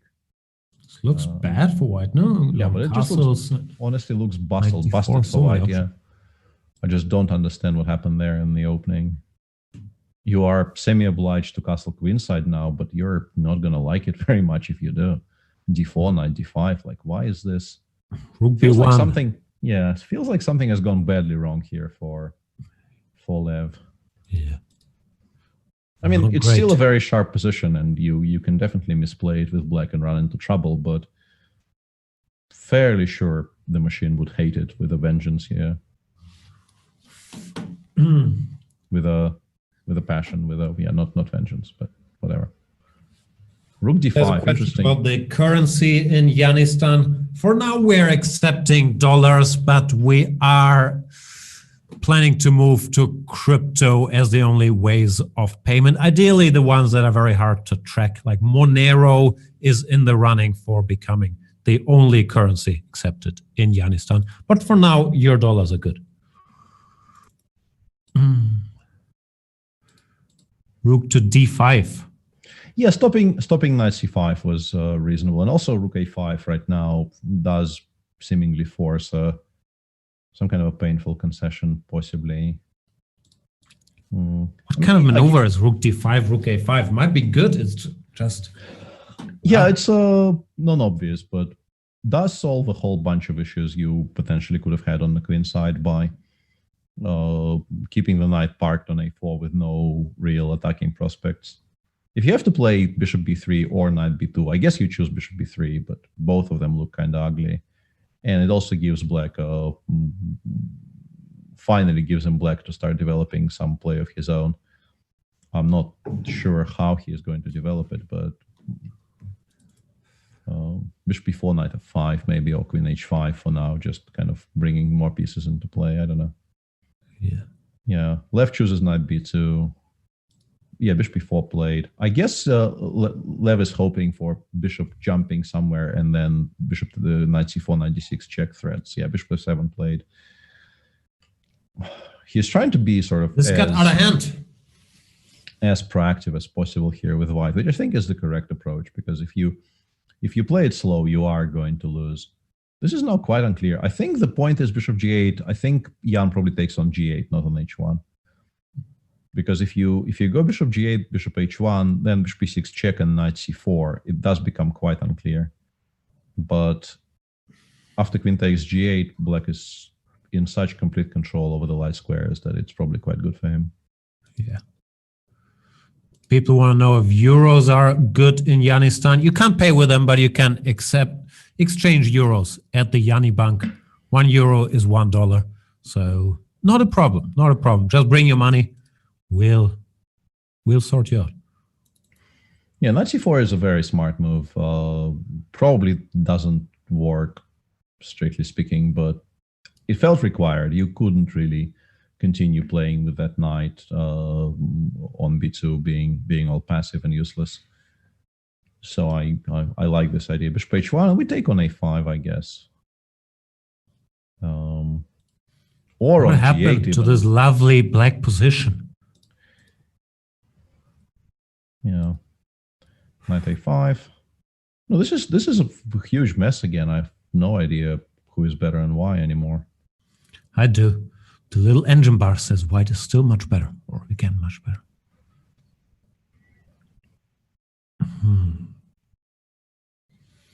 Yeah, kind of stands to reason, because it's not even the bishop takes g8 threat, it's the bishop e6 check threat, followed by taking on b7 with check. So yeah, b6 felt like it was necessary, but now white is just going to be an exchange up for potentially not very much, I guess. Jake Loans wants to know, Jan, to which account number can I transfer my full income to get it back in US dollars? DM send, Jake Loans, don't you worry. There's also, we currently have this promotion where we give you a wallet address, and you can send Bitcoins there. For every Bitcoin you send us, we send 2 back. Promise. Have you cleared this with legal? Legal in Yanistan is sort of a complicated topic.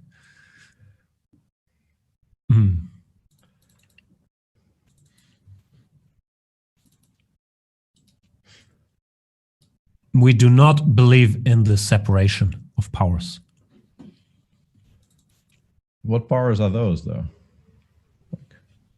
What are the powers that you do recognize? That was a joke. I'm talking about the fictional Republic of Yanistan. Don't send Bitcoins anywhere. Yeah, jokes on you, as if anyone here has Bitcoin. You don't have Bitcoins? No, that's because I'm stupid. It's probably your sweeping generalization is better than mine.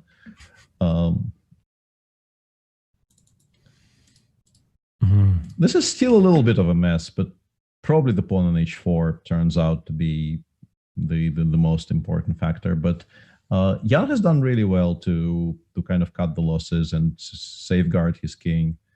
And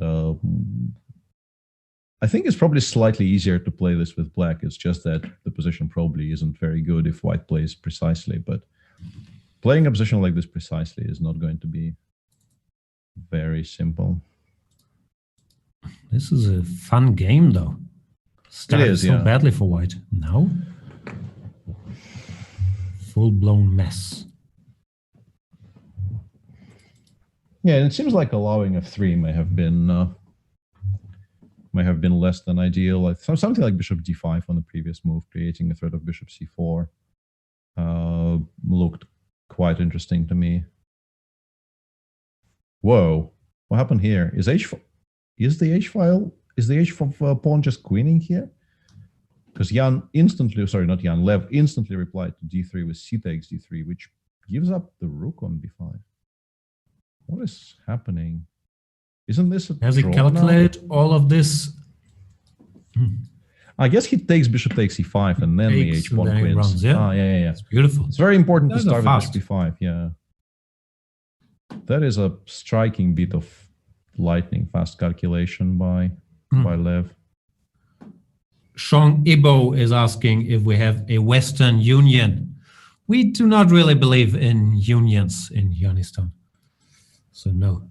Western or otherwise. Exactly. Maybe he just missed the tactic, says Jake. No, I think it's unlikely Lev may miss the queen trade followed by a fork. This is back to being a kind of a fighting position, honestly, because rook takes b6 is not a threat. No, but the bishop on h1 it's not a threat because the knight on c6 is protected. So, I mean, white is much better, but whoa, rook takes e5. What is he doing? This is very confusing. I guess he just wanted to be more in control of his fate here, but he's just not better anymore. I wonder if he is worse. Probably not. Probably not. But yeah, black is not really running very many risks anymore here, I would assume.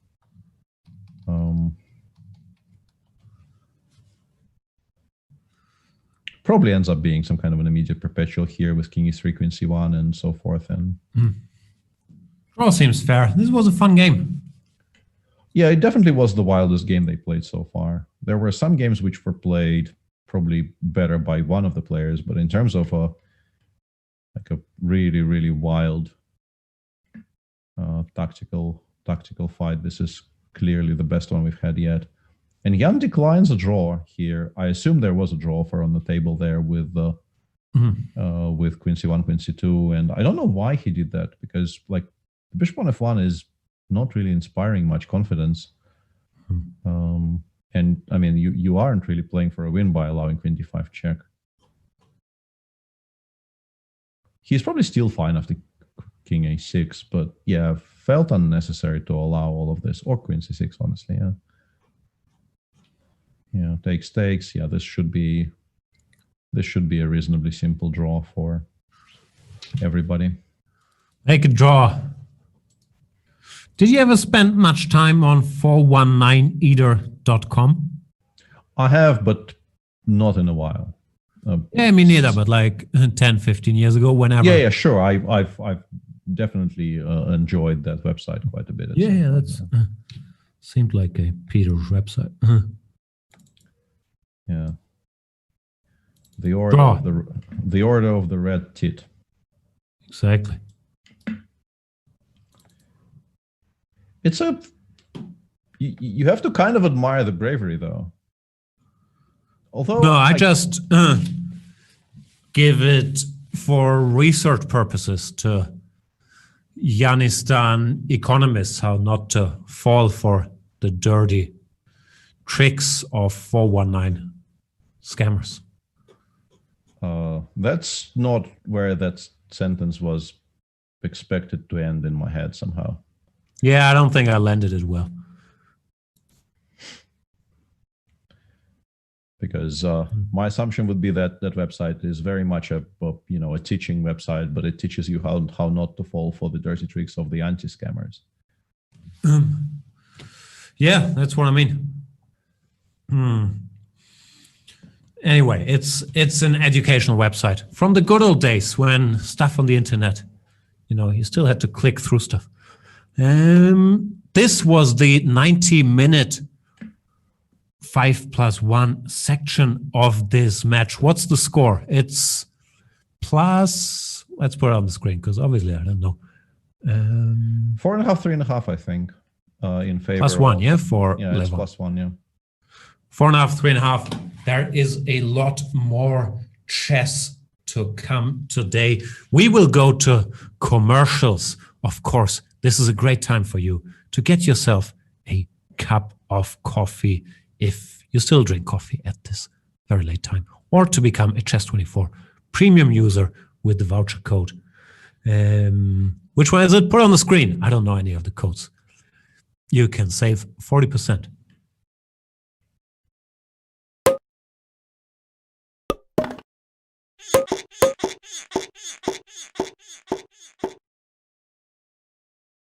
Greetings and welcome to 100 Endgames You Must Know. This work was first published as a print book in 2008. I have a copy of it myself. The author is Grandmaster Jesus de la Villa and the publisher is New in Chess. Now, a few years ago, with the help of New in Chess, we were able to release this content as an interactive move trainer course here on Chessable. And since then, it's become one of our most popular courses, and thousands of you have enjoyed studying endgames with it. And that's still a fantastic way to embrace this material and learn it and improve your endgame skills. But as of the making of this video in January 2020, I'm happy to announce that I have just completed a video accompaniment to 100 Endgames You Must Know. So you now have the option of studying this material along with my video explanations. This was an extensive project. It took about 3 months of continuous work. I recorded a video for each of the 100 endings, and for many of the endings, it required multiple videos because there are deviations and informational lines. This resulted in over 200 mini videos that our Chessable team edited together, synced with our move trainer, and made it a seamless learning experience. So I'm super excited about this, and I do believe it will help improve your understanding of this material, especially for those who may have given up on some of the more difficult parts of 100 endgames. I talk about them in detail. So let's take a brief look at the course. I won't make this an extensive review by any means, but just to show you how the videos work along with the course. 100 Endgames You Must Know is beautifully laid out. That's one of the reasons I've been recommending it for my own students, chess acquaintances, people who follow me on YouTube, and why I've used it for my own endgame study. It's very logically laid out, and having the 100 endings and perhaps even setting yourself a goal of learning X number of endings per week is just so helpful. So there are 16 chapters, beginning with an intro as well as the basic endings. There are 2 tests throughout 100 Endgames You Must Know. There's a basic test towards the beginning, and then there's a final test to truly see if you know the material. In the middle chapters, we get into the meat of the course. So knight versus pawn, queen versus pawn, rook versus pawn. There are a number of piece versus pawn scenarios, even rook versus 2 pawns. Then it gets into minor piece endings. So same color bishop endings, bishop versus knight. Everyone's favorite, opposite color bishop endings, notoriously drawish, but very complicated. There are extensive sections on rook endings. So chapter 11 here, rook and pawn versus rook. Probably the most important chapter in the entire course because those are absolutely critical endings that happen very often. Rook endings are the most common types of endgames in chess. Also rook and 2 pawns versus rook. Pawn endings, another very common type of endgame. They can be surprisingly complicated. And then other material relations. This is where you get things like bishop and knight versus king, knowing how to execute that fundamental checkmate, and also some very complex stuff like rook and bishop versus rook. And then as I mentioned, there's a final test and an appendix. So for the videos, I recorded videos for each of the endings. The only thing in the course that I didn't record for the videos are the basic test, the final test, and the appendix. We chose to omit those mainly for length considerations and also to keep the price of the course down. It's possible we will add those in the future, but the 100 endings are the most important, and I wanted to make sure I covered those thoroughly. So if we click into a chapter, let's look at chapter 4, Knight versus Pawn. So we can play the videos. Just going to mute this just to make sure I don't hear my own self. So you can watch the videos straight through if you like. And if you want to filter based on the lines, you just click this button, filter based on video. And whatever position is displayed and whatever ending I'm talking about, it will display down below. So this is ending 10, Knight versus a 7th ranked pawn. So you can easily embrace the video content and look at the line as well. Another way that you can interact with the video content, let's say you're going through looking at the variations. A lot of people don't know about this feature on Chessable, but if you click the little camera icon, so let's say positions 3.7 and 3.8, if you click the little camera icon, it'll snap directly to that position. I want to give a big shout out to Christopher on our Chessable team. He's our video guy, and he did a phenomenal job with this course, syncing everything up. You can imagine syncing 200 endings, how tough of an editing job that is, and making it look clean. So clicking that little camera icon on any of these endings will snap it right to the relevant position, ending 15, position 3.1. As I mentioned, there are often multiple positions per ending, that one not included, but so nice to have that ability to seamlessly go from position to position. So I do hope you enjoy not only 100 Endgames You Must Know, which is a fantastic endgame work. Big credit to Grandmaster Jesus de la Villa, as well as the publisher New in Chess for producing this work. But I also hope that my videos will provide you not only with enjoyment, but also a lot of value in improving this absolutely critical stage of chess. And I want to also mention that if you have any questions about this course, please do drop us a note, either in the forums for 100 Endgames You Must Know, or directly in the positions itself. I will be providing support for this course, so I would love to hear your feedback and answer any questions that you have. So thanks for watching, happy studying, and enjoy the material. Thank you for taking the time to watch this short video on an extremely exciting project that I've been part of, and I hope that you will join in my journey to become a better attacking player by becoming a student of this course. Now, I've been working on a basically 29-30 hour video course on the art of the attack in chess. It's been a mammoth project for me. It's taken a lot out of me, but it's been so rewarding, and you can be rewarded as well by becoming a student of this course. Now, The Art of the Attack is one of the most famous chess books ever written. It's one of those books you have to have. Any grandmaster you talk to will tell you that this book is just a classic. It's a classic book on attacking. It was written by Vladimir Vukovich, who had a long life in chess, born in 1898 and died in 1975, a Croatian chess master who was a journalist, did various, but this is his Bible. And it really has been the main text on attacking chess throughout that time. This book tells you how to attack, tells you how to build attacks, when you should attack, how you should finish the attacks off, everything you need to do, defending, how to defend, how to look at your opponent's defensive strategies.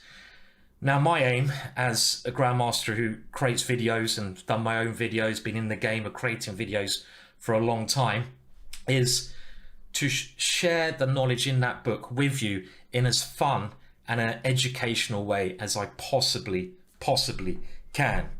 So my way of doing that is by, of course, keeping as near to the text, but modernizing it and trying to get the key points across to you. Now, let's have a look at the contents very quickly. So the contents here is only 13 chapters, but each chapter is ginormous, and each chapter has so much video content that I've specifically done. And what I've done is I've taken the author's words, I've tried to be as close to them as I can, but giving my modern take on it. And Welcome back, boys and girls, to the 3-minute portion of the Jan Nepomniachtchi Levon Aronian match, closely contested match where Levon Aronian is currently leading 4.5, 3.5. In this game, Jan Nepomniachtchi clearly no longer messing around with 1b3. Is going for another heavily theoretical line that Peter Svidler might know something about. Peter. Well, I know it exists, and I have been present when it was played by I think Lev actually had a game in this line in the Isle of Man 19 tournament. I'm trying to figure out against who. Potentially against Magnus. I'm not 100% certain, but I think it was against Magnus it was a Nimzo, right? Yeah. So maybe against Fabi.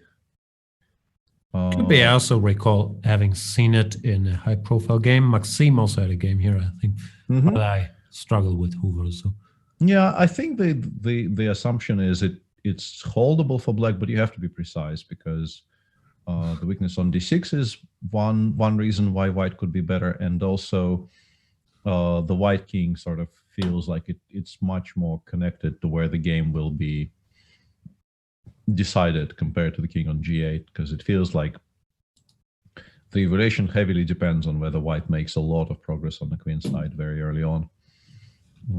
Yeah, and it's interesting that they are now discussing very, very topical, very important central lines of the Berlin anti-Berlin complex. The gloves are off, as we say. Yeah, considering how off topic the beginning of the match was, in particular from Jan's side. But yeah, no more Mr. 1b3. I'm still in favor of players wearing gloves at the beginning of blitz matches, so they can take them off with a dramatic gesture. Yeah, and now we have a situation where black won a pawn on f2, but white completely stabilized.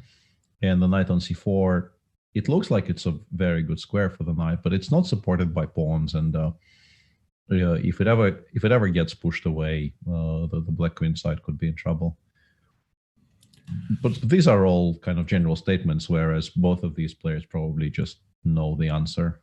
Although Lev has been playing quite slowly. Yeah, maybe he would spend 2 minutes if he was still in book here. Yeah, for a blitz game, this timing does indicate very, very heavily that Jan might still be in book and Lev probably isn't.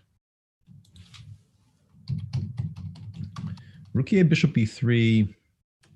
Rook e1 looks interesting in reply. What else do we have? We clearly cannot take on e3 because of the knight fork. We could make some kind of a waiting move because bishop takes c1 is really not a threat. But I was wondering about rook e1 specifically. If black takes on c1, I wanted to take on e8 and on c4. Rook e6 deals with that. Yeah, this is kind of interesting because I could take on e3 here and knight takes on rook d3. I think this is maybe critical here. Trying to get to the black weaknesses. And Jan also paused for like I think this is the first serious pause Jan has had in this game. Yeah, I think this is very critical. Takes on rook d3 here. Offering the trade of the g2 pawn for the g6 pawn, which I think is horrible for black. And after knight c4, I wanted to go takes and knight g5. He didn't do it. He plays a5, taking the b6 square away from the horsey. Yeah, but giving black time for do something like takes, king f8, king e7, I assume, which should be very useful for black in terms of stabilizing, bringing the king back into the game. And knight f3, very slow. He doesn't even try to regain the pawn. Oh, that's actually interesting. I didn't see rook d4 existed. So yeah, curious why he didn't even pause there. Because now winning that pawn back will not be a foregone conclusion at all. Yeah, Aronian keeps doing well. And yeah, the clock situation is also quite fine for Levon now. They are on on equal footing. Yeah, black is just a pawn up now. Just go 95 or page 5 or whatever. White feels like white missed a trick somewhere. I don't know if my suggestion was any good. Sure. I felt at least that it was something that was, I was trying to be concrete. I was trying to go for weaknesses while the king was still on g8. And yeah, now you're fighting for a draw. You still have some definite drawing chances because of the space white has gained on the queen side. But yeah, it's an annoying fight for a draw for the Russian here.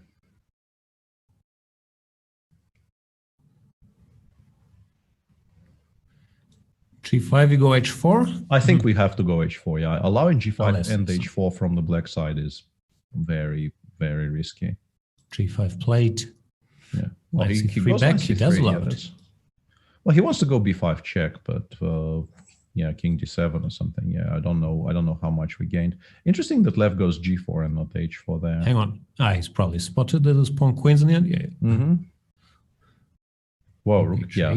Looks like probably Jan has come out on top in the last 5 moves or so. GH, rook h8 does not look like the max, does it? Yeah, and now I think Jan probably goes knight g6. Yeah, I mean he has an immediate draw here with knight e6, knight c5, but he could go. It's interesting. That's not what I expected. I thought if you want to play for a win, you could go knight e6, king d7, knight g7, attacking everything on the queen side. Okay, but yeah, blundering the. Whoa, okay, there is. Oops. Whoa. That's a rook. Yeah, I was going to accuse Lev of blundering something, but Lev actually calculated sort of half a move further than Jan did. And yeah, this is just completely lost. Despite the 3 seconds for Levon, I don't think you ever actually save this position. It's 3 not plus 1. particularly challenging with a bonus second. Yeah, I don't think you save this ever. Game over. Levon up by 2 points. I can't count. Yeah, I think he's on +2 now, and yeah, Jan is back on the French bandwagon, and I don't expect Levon to dodge the discussion either.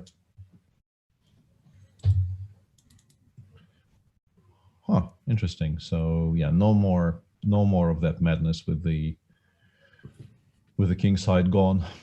This is kind of interesting because I think I've seen Anish tweet about this particular. Anish was talking about this maybe in some opening clinic or something. He was explaining something. I can't recall what, but he was explaining that you wait for rook g4, then you go knight f5. I think that was one of his points, and he was making some claims.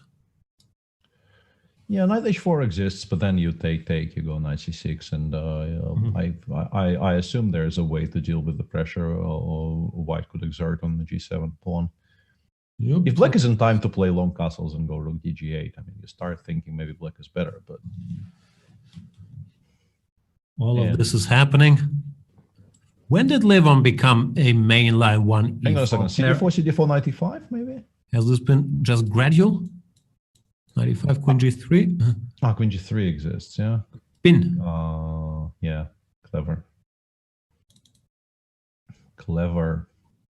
I think Lev has. I mean, the process I think started around the Berlin candidates, right? Yeah, he started playing it pretty much exclusively for the Berlin candidates, so I'm sure a lot of work went into it beforehand. But he's stuck with it since. He used to be one of the few, mainly 1 out of 3 d4, c4 players. But yeah, not anymore. He's clearly very interested in expanding his repertoire, expanding his horizons in general. I think he is.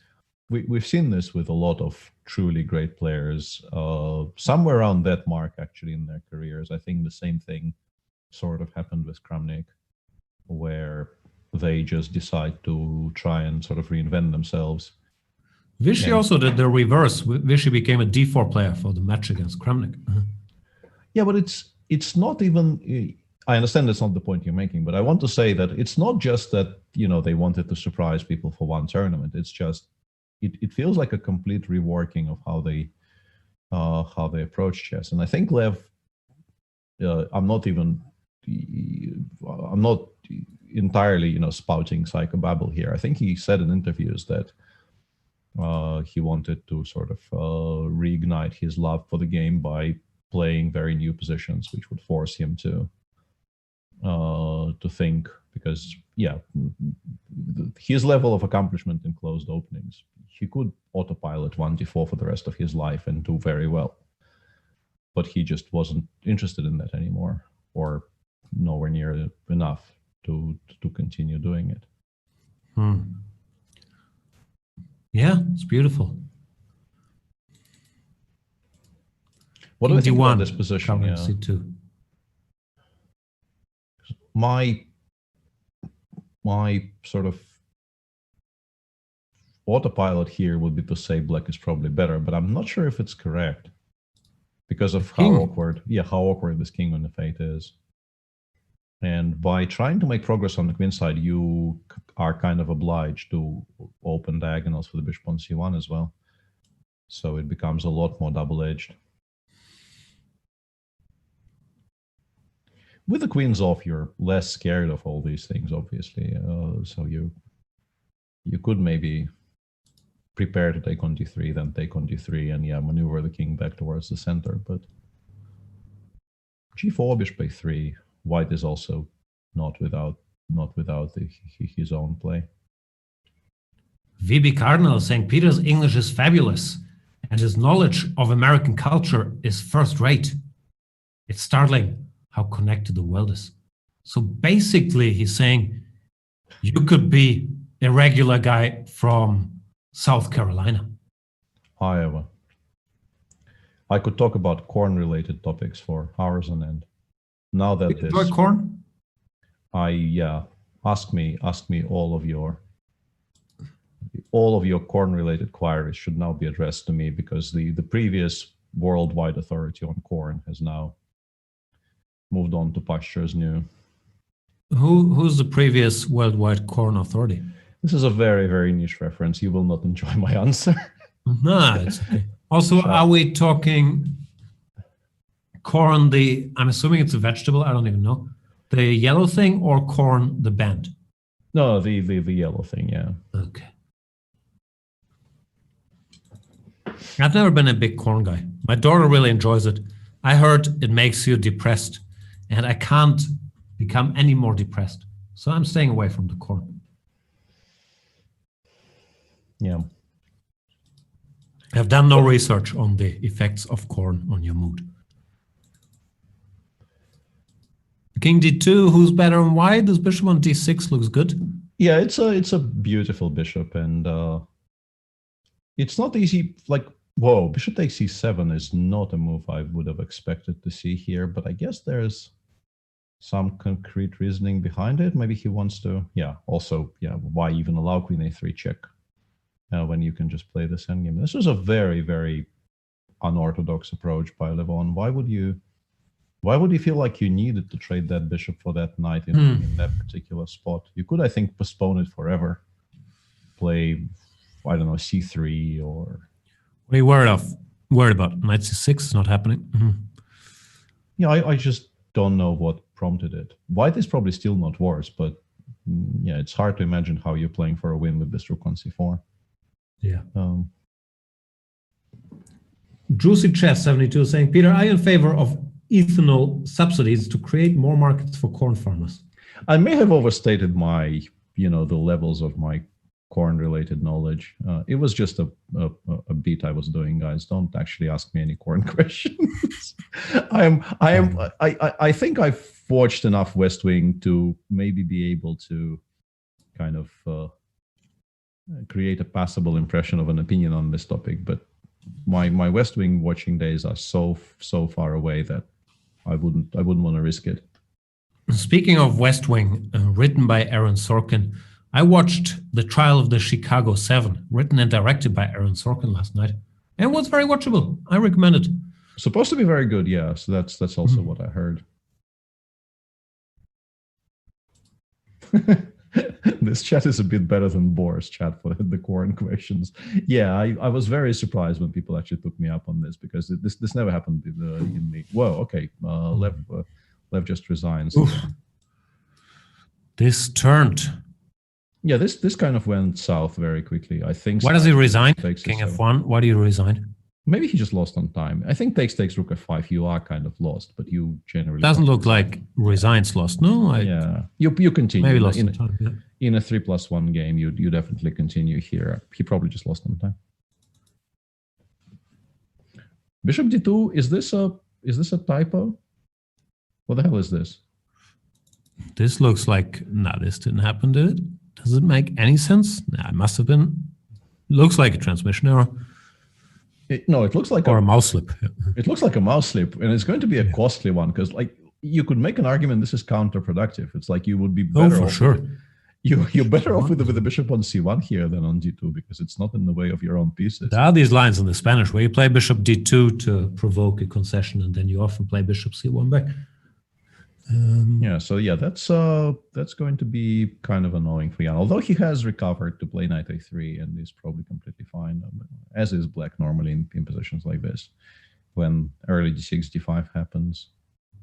How is he planning to reply to? Well, bishop g5 here. This is normally like theory tempo down or something. Yeah, this looks kind of normal with a knight on d2 where it actually participates in the action, whereas here. Yeah, there's all kinds of things you can maybe do compared to the normal lines. Very weird game, because Jan is not very prone to mouse slips, but this did look like a genuine mouse slip on move 7. I don't think you can make an argument that bishop d2 makes any sense whatsoever.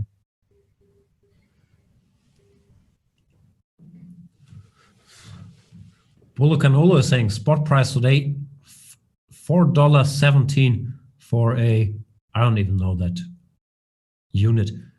Bushel? Bushel? Bushel, I think. Bushel, yeah. Or bushel of corn. Wow. Sounds expensive. Yeah, coronate chip. Do we take with the g pawn here? Because queen f6, bishop g6 looks a bit dodgy, right? It looks like you might be getting mated in the end. Yeah, get checkmated. No? Well, you have fg there. Fg actually solves the issue. FG and then queen f8. That's clever. That is clever because that position would be extremely scary. You don't want to do this. Yeah, this looks like it might be resignable at some point. Yeah, and the current position is just fine for black. Bishop d7, rook e8, bishop c7. I don't know if black is better, but I would definitely prefer to play this with the bishops. There are questions about Emily in Paris, Peter. That sounds like your genre. Should people watch it? No. There you go.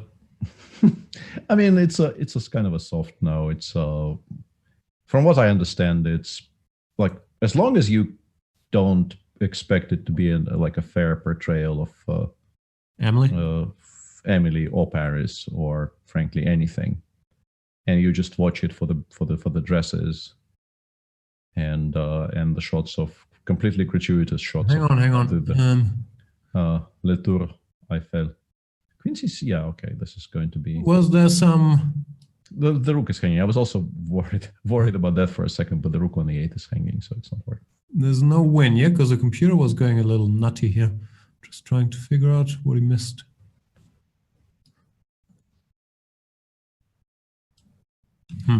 I don't see it. But there was a chance. Now it looks, I guess, roughly. Hang on, what was the chance? Sorry, I don't know. I still haven't spotted it, but I saw the engine bar drop dramatically somewhere around here. Oh, okay. Maybe no. Very confusing to me as well because none of the things that normally maybe rook e2. Rook e2 probably is very strong here. Queen c8, queen f8. Mm-hmm. And the game has in the meantime been drawn, so. And we have more of that delicious French goodness. And Lev actually is the first one to deviate with bishop d3, which is a very, very sideline. Yeah. Wow, I'm being quizzed on more weird measures. If I've heard of a peck or a stone. I've heard of both a peck and a stone, but not as measures, I would think. What's a stone? A stone is a British unit of weight measurement, which is. What do you measure in stones? Human weight. Really? I'm like, yeah, it's definitely a thing. I even knew my weight in stones at some point, but I no longer remember.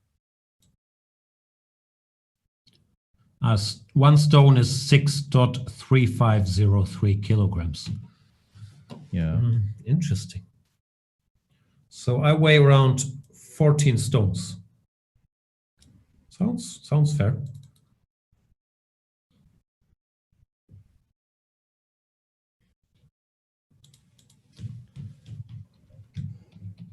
This looks scary for black. We've not really been talking about the game much, but it feels like Jan is not as aware of the theory of this particular sideline.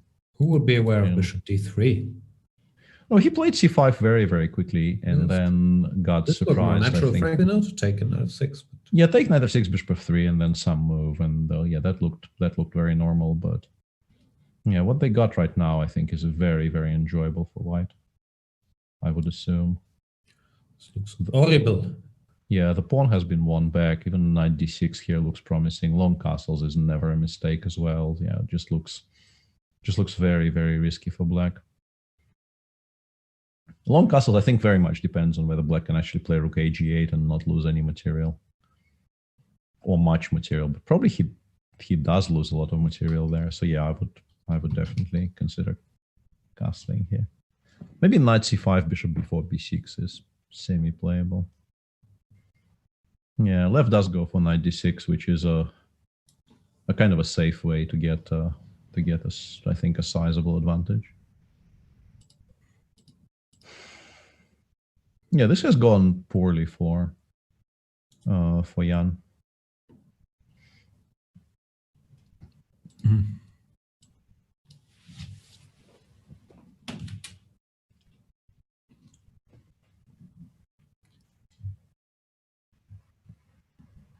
The real Octomancer is saying the name Peter means rock, I think. Is that true?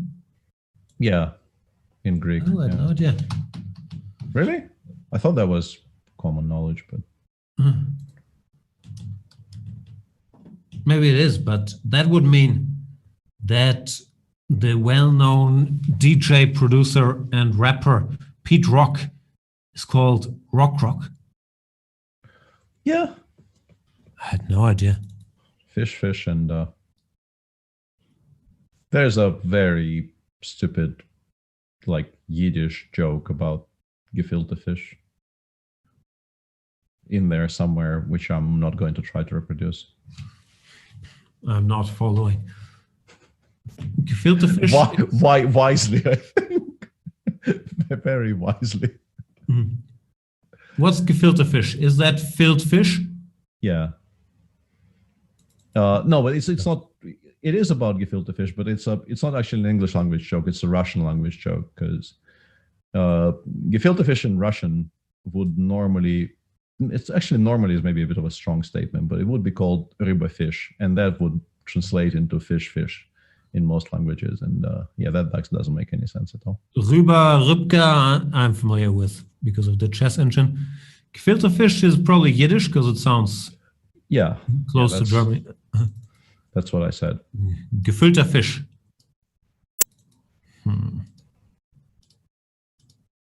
And in the meantime, this should be a reasonably comfortably winning endgame for Lev.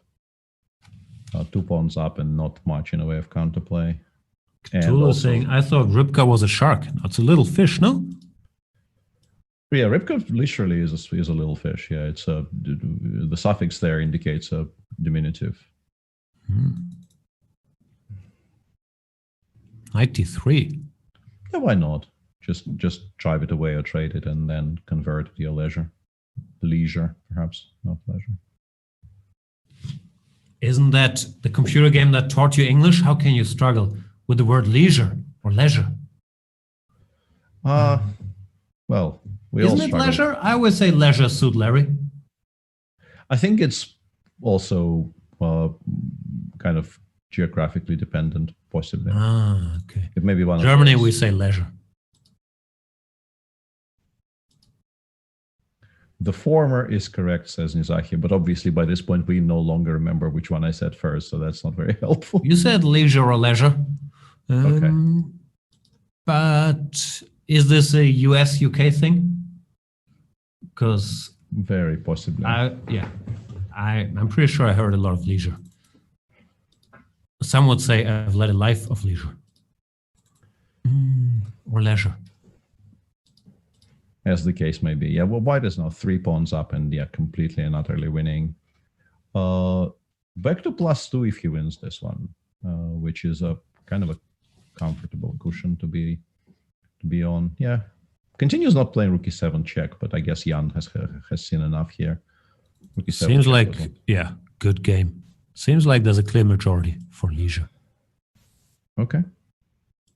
That's an interesting move, Orla, because normally you would do it slightly differently, but Jan goes for this. d6 and c5. I'm watching this with great interest because obviously this will now have to be a chapter in my widely awaited Grunfeld and not entirely Grunfeld course. I will have to cover these things as well. And 1e3 is part of the things you have to cover? I think by this point, pretty much everything is, apart from 1e4, because I think the assumption is after your course, nobody ever needs to. 4 is finished. Chessable.com/Jan. Yeah, nobody need bother ever again to do anything 1e4 related now that you have completely killed off that opening. But yeah, apart from that, I think I may have been shanghaied into doing pretty much everything else.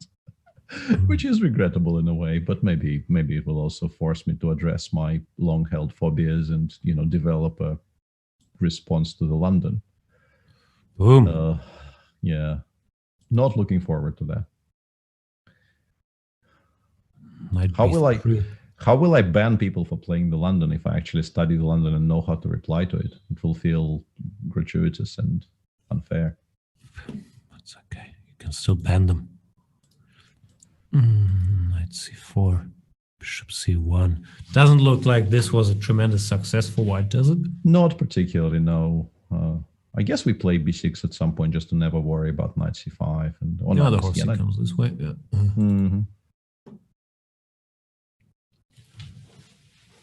And we have established that leisure is USA, leisure is UK. Okay. On the other hand, now that black played b7, b6, it's not that easy to figure out where black makes any kind of headway. Yeah, b6 combined with knight d7 looks somewhat odd, no? Because this is no longer available. Yeah, the pawn on c3 is slightly backward, but you're never going to be able to put too much pressure on it. So yeah, I think white is completely fine. I don't know if we are so far in that hang on, isn't there a queen d5 trickery? Not yet, yeah? Probably not yet, yeah. Even bishop takes h6 works, and e takes d5, you also win some material back, but not enough material. I think this bishop trade was very useful for Levon, by the way. Now I'm back to thinking maybe black is slightly better. Knight d6, rook c7, rook c8, and yeah. White should be okay defending the weaknesses, but I don't think white ever actually unties himself to start playing for a win. Sean Gibbo is saying, my friends are going for a bike ride this weekend around a town called Cockermouth. I might pack my extra thick shorts. Not following. The term has been banned. I was going to ask if I can come with my cargo bike. I think the term has since been unbanned, which is as it should be. Yeah. We should be very, very lenient towards people quoting geographical names at us.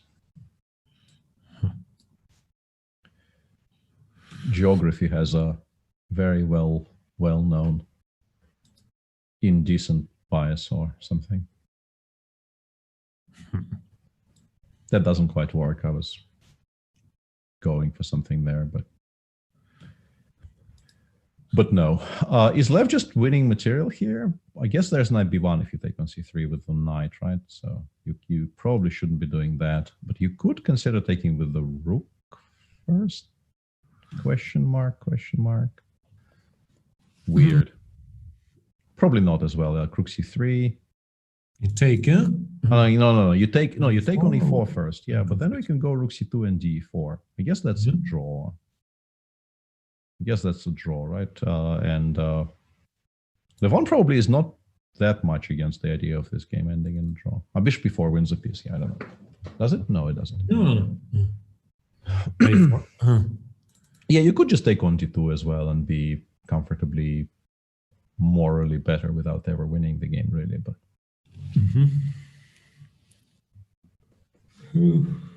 is that true though? Knight d2, king d2, knight c4 check. He did take. Let's see how this plays out.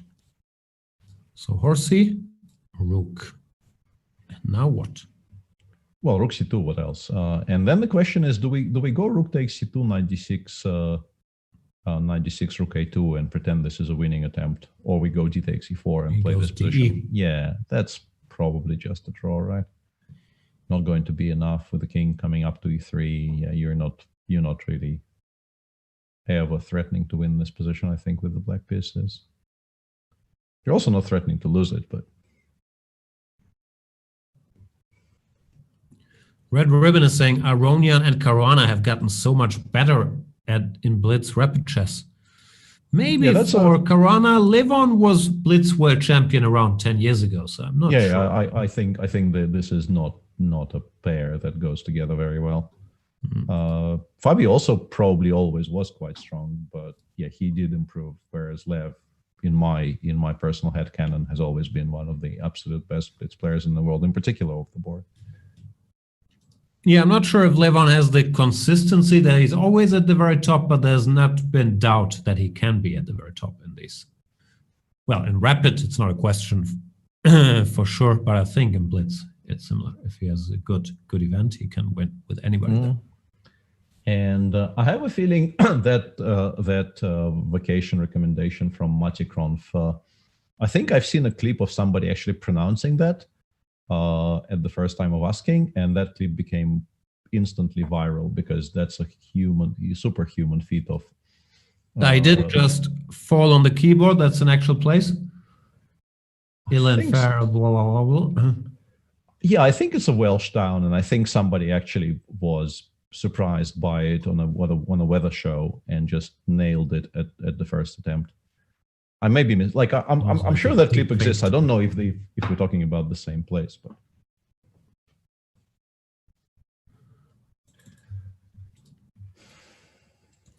So draw.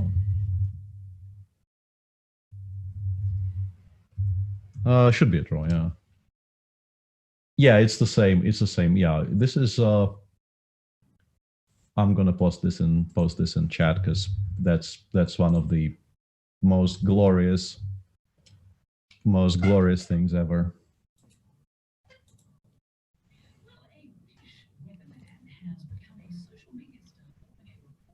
I'm happy I recognized it, but he is probably happier for having managed to say it in the first try.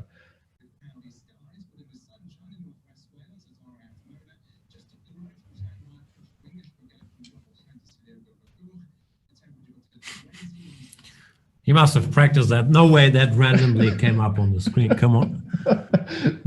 I mean, why do you have to, puncture our collective balloon on this? But it's, even if he practiced, how easy do you think it is to how long? I assume it's something you grew up with. No, you just know how that town is called. No, but that's the thing. He is British, I think. He has no relation to the town. For a Welshman, I think to pronounce it would be much less striking. Anyway, good job, Liam Dutton. Wow, 39 million views. That's not bad. That is not bad at all, no. And they keep debating this. Yeah, looks like somebody repaired the line for Jan in the meantime, or he just came up with something. How does it work? Do you think they have time? Because games start pretty much one after the other to get information from seconds, friends. Yeah, I don't know if it's even strictly speaking allowed, because that's what I mean. Yeah. Because I guess you could get a text and glance on your phone while playing, but I'm not sure if that's allowed, even if it's not connected to the current game. I'm assuming no. Yeah, so perhaps I've grievously slandered the good name. No, I'm genuinely asking. I'm not implying anything. I didn't really mean to suggest any impropriety there. Probably isn't allowed because I think in the more serious events such as this one, you are sort of supposed to give total access to everything you do. Or I would say if it's not the industry norm, it should become the industry norm post haste. And then getting messages on your phone, even in like there's such short breaks in between games that it probably isn't on. Yep.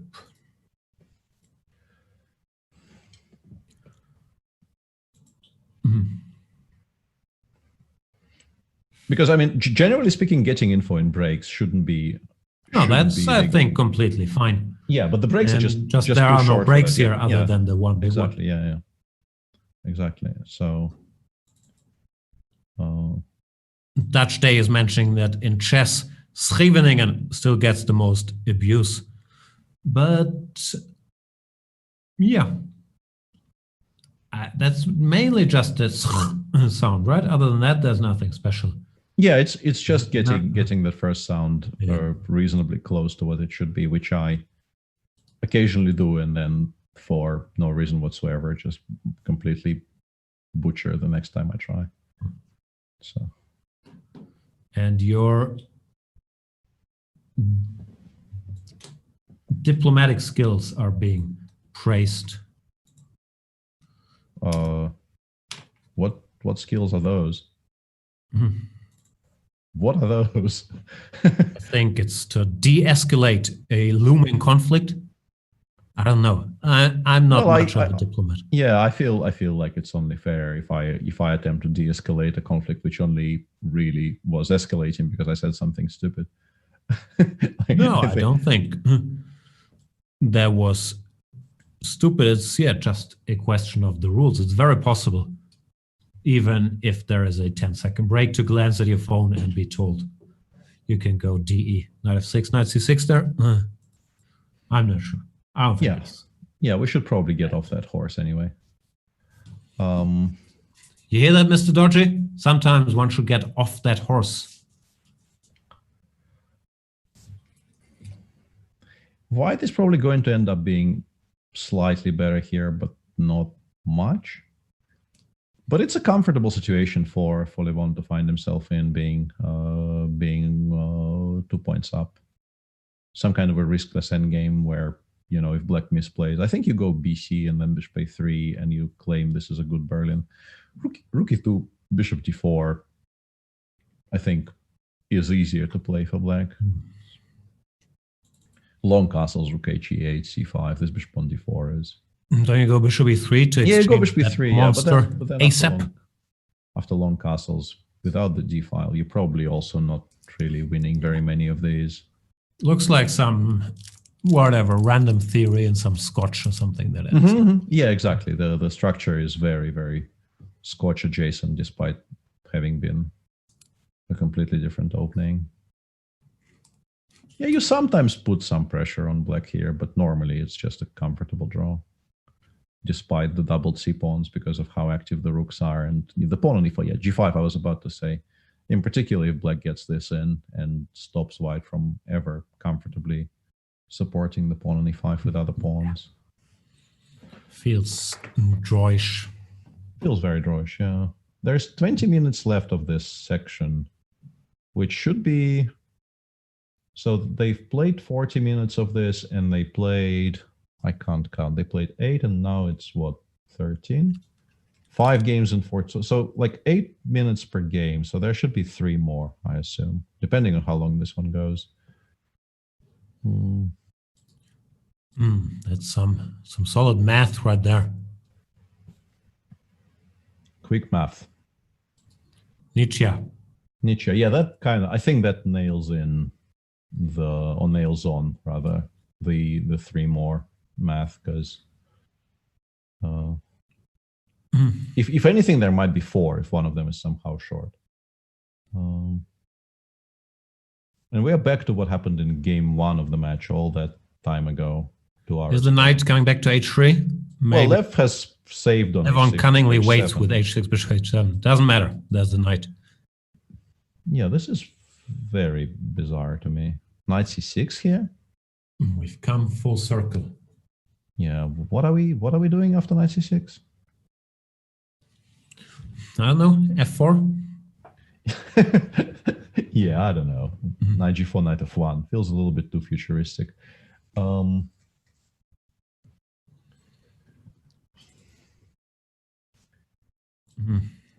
know, it's clearly something Jan has looked at some point, because you just don't randomly do this, but it just feels so unconvincing to me. And now the pawn doesn't even go all the way to e4. I guess now maybe he is planning for some kind of f4, knight f2, g4, h4, g5 plan. But yeah, with the pawn on a3, black actually generates a lot of counterplay on the queen side very quickly, because a5, a4 is now a significant threat. And yeah, Raven is projecting Aronian as the winner. Yeah, this race might have to be uncalled later in the day. We'll find out. Yeah. And interestingly, Lev sticks to his plan of not going d takes e4 once e4 has been pushed, which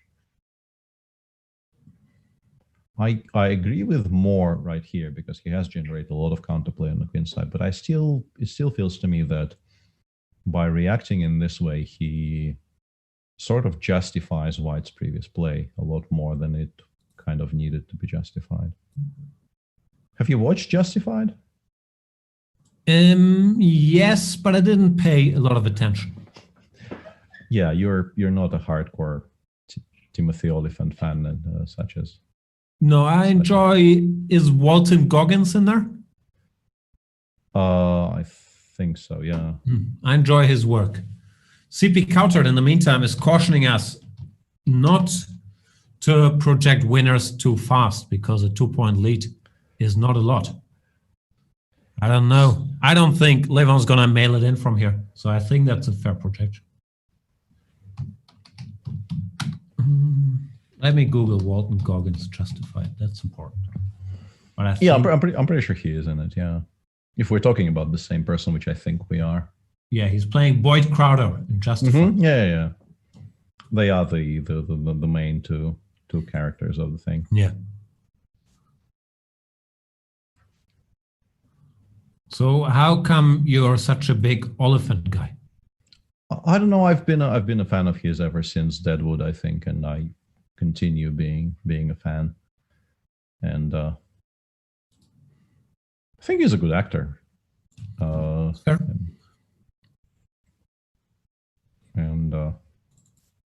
And he keeps on, like, he's being typecast quite a bit, I think, but he's being typecast correctly. So, you know, it's restrictive, but it's also very, very fitting. It like he does sort of, he's consistently playing exactly what he should be playing, it feels to me. Then. So if you were to meet him, let's say at a party, would you address the elephant in the room? I would very much like to, yes. I thought that was funny when I thought of it. Then again, he probably heard that joke 800 million times, no? Like, that's always a problem with jokes. I'm assuming he's watching. People have usually heard those that you just thought of and thought, oh, genius. Yeah, the most, like, cringy story on that topic was probably, and I mean, the story is not cringy, but like imagining the situation was kind of tough for me with my obvious cringe issues, was when Vishy was describing his wedding ceremony. And you have to preface this story by saying that, as he himself said, we had a very small wedding. He said only 2,500 people. Not even 5 figures? Yeah, and he said that the like 29th time somebody comes up, and there's like a huge queue of people waiting to address them. And like the 29th person that says, I'm very happy you have found your queen, Vishy. Especially with the chess stuff, it's that sounds tough. That's so. I could feel when he was telling that story, you could feel that he's still reliving that experience, and it's not bringing him much joy.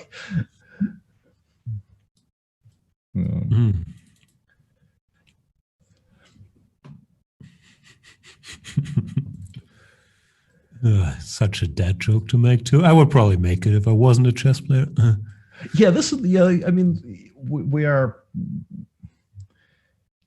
It's a lot more obvious to us than you should. Yeah. No, that's what I mean. It's the same thing. Yeah, this one. There's more talk about Midsommar in chat. I still hope we can get Peter to watch it. I'm not sure. From everything I know about you, I would assume you're not into horror movies, but sometimes I'm surprised by your likings. Yeah, Did you watch like Hereditary, for example?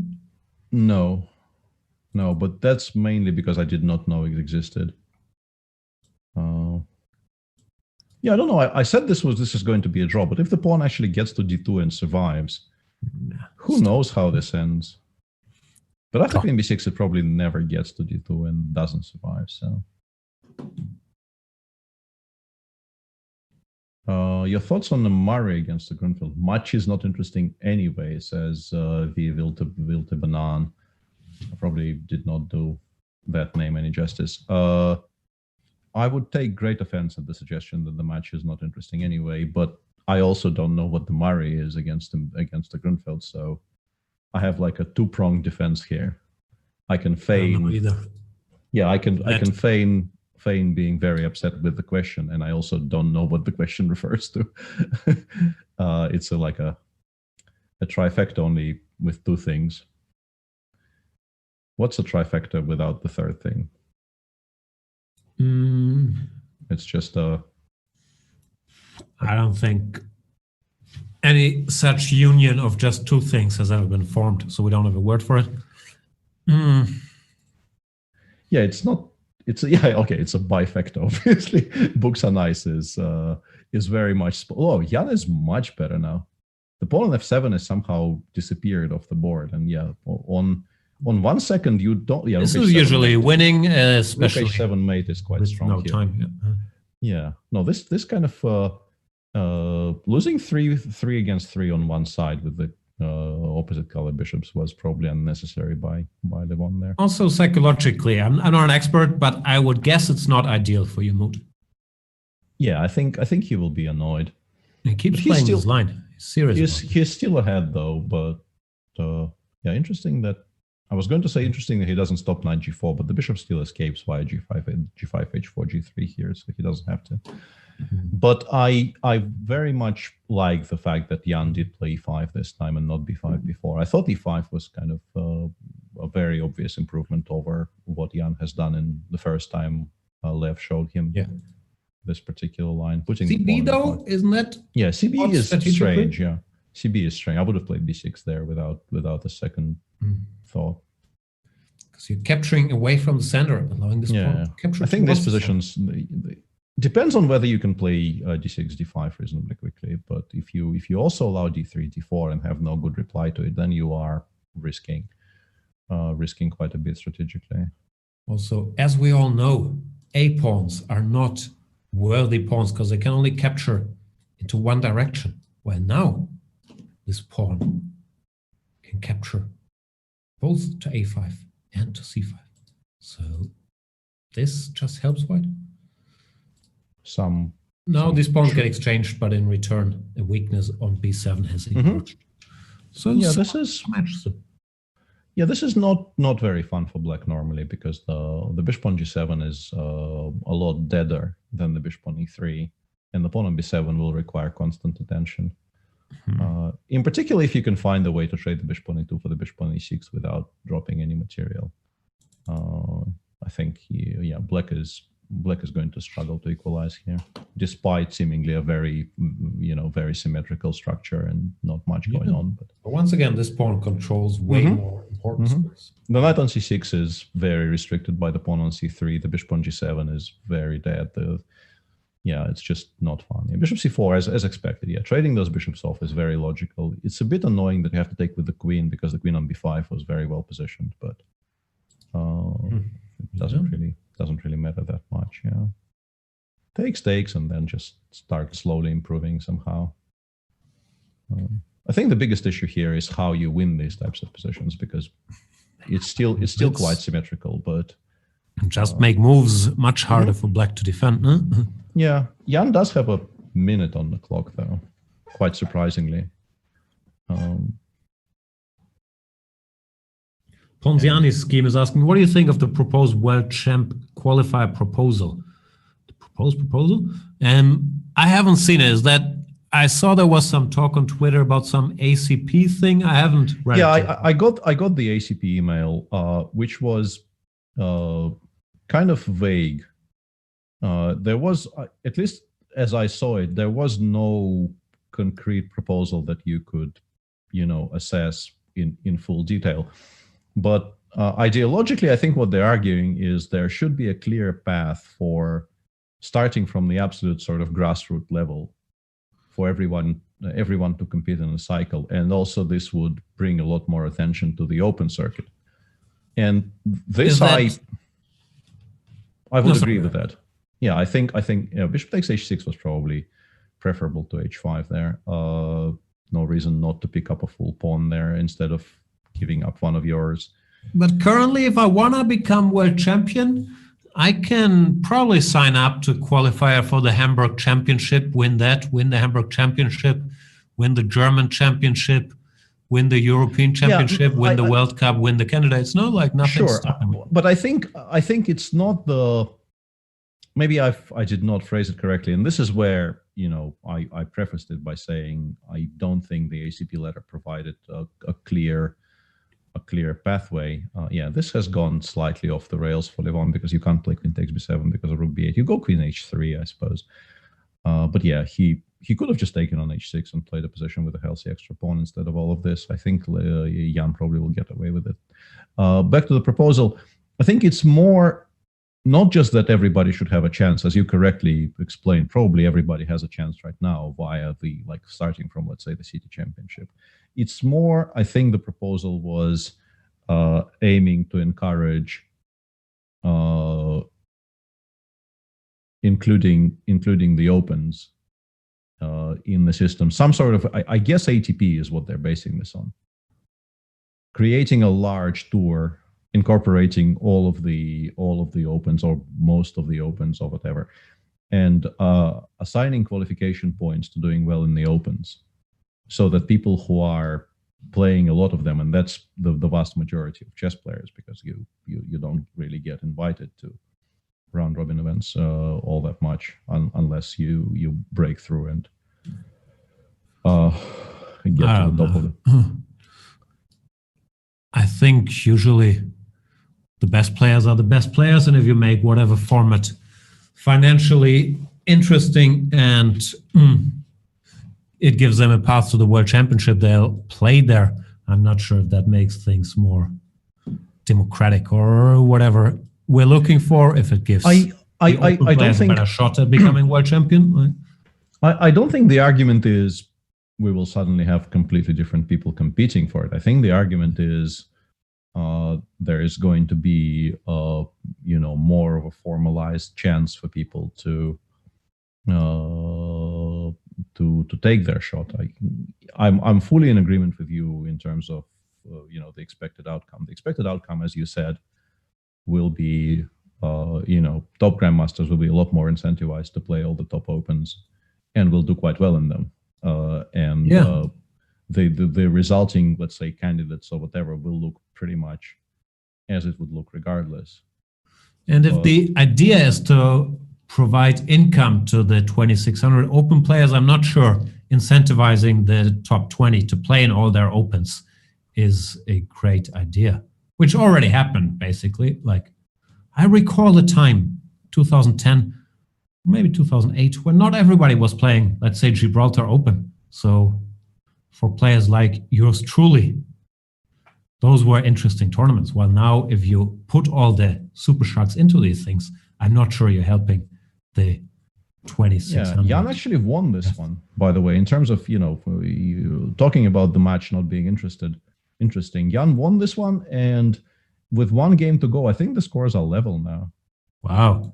Yeah, and Lev losing this game is going to sting quite a bit, because he was just in complete command out of the opening, and you have to keep on coming back to that moment where I think he more or less pre-moved h4, h5 and just didn't notice that a full pawn was blundered to him. And yeah, it kind of it has gone off the rails after that. So yeah, one more 3+1, and then we are going to have. Are we sure it's happening? It doesn't look like they're playing. I think there is I don't know, maybe somebody required a toilet break or something, but I'm pretty sure there's still 3 minutes on the clock. I assume our clock cannot be incorrect by 3 minutes. That's a bit of a stretch. So there should be one more 3+1. We shall see. And it's being mentioned that maybe some outsiders, some good opening tournament players like Grandelius or Anton might have a chance. I don't know. I support any plan that would make either Niels Grandelius or David Anton world champion. But genuinely that already exists, right? Because David came very, very close to qualifying from Isle of Man 2019. No, that's what I'm saying. The plan is already there, also winning the World Cup. And yeah, generally, I do believe that ratings don't lie, and people actually sometimes underestimate how good these 2,800 players really are. Like, you think they're only playing among themselves and it's easier to keep your rating that way. I don't think it's like that. And I think them into the opens. You also have already mentioned that this theory has been tested to a degree by how popular and how well paid the major opens have been in the past, let's say, 5 years. And yeah, the list of people who won them. Of course, there could be some stylistic things. Like if you think of a very solid top player, like, I don't know, just throwing names out here, like Wesley So, he might struggle a little more in an open where he has to win more games with black. Even about that, I'm not sure, because he usually does extremely well in, let's say, Olympiads about 3. That, and also he, in some way, that was his finishing school as a chess player, playing American Opens. After he moved to the US from the Philippines, he spent a number of years playing the American Opens, which are arguably like the toughest open environment in the world with, Yeah, of course, but just to continue arguing, you could argue he's a different player now, and it's going to be hard to switch back to that style. But as I said, I'm not sure, because he does have these huge scores. Also, I was just picking a random name of a solid top player. It's everybody. Anyway, not saying I'm necessarily against it, but it does not sound, if the amount of money going around is the same, I don't think way more would end in the pockets of the 2,600 players. And I'm also not sure if that's the goal. Yeah, I think speaking about chess here, Lever's Queen f6 is very strong here. Queen f6 probably wins the pawn on f3 just outright. And something has gone badly wrong for Jan in the opening of this game.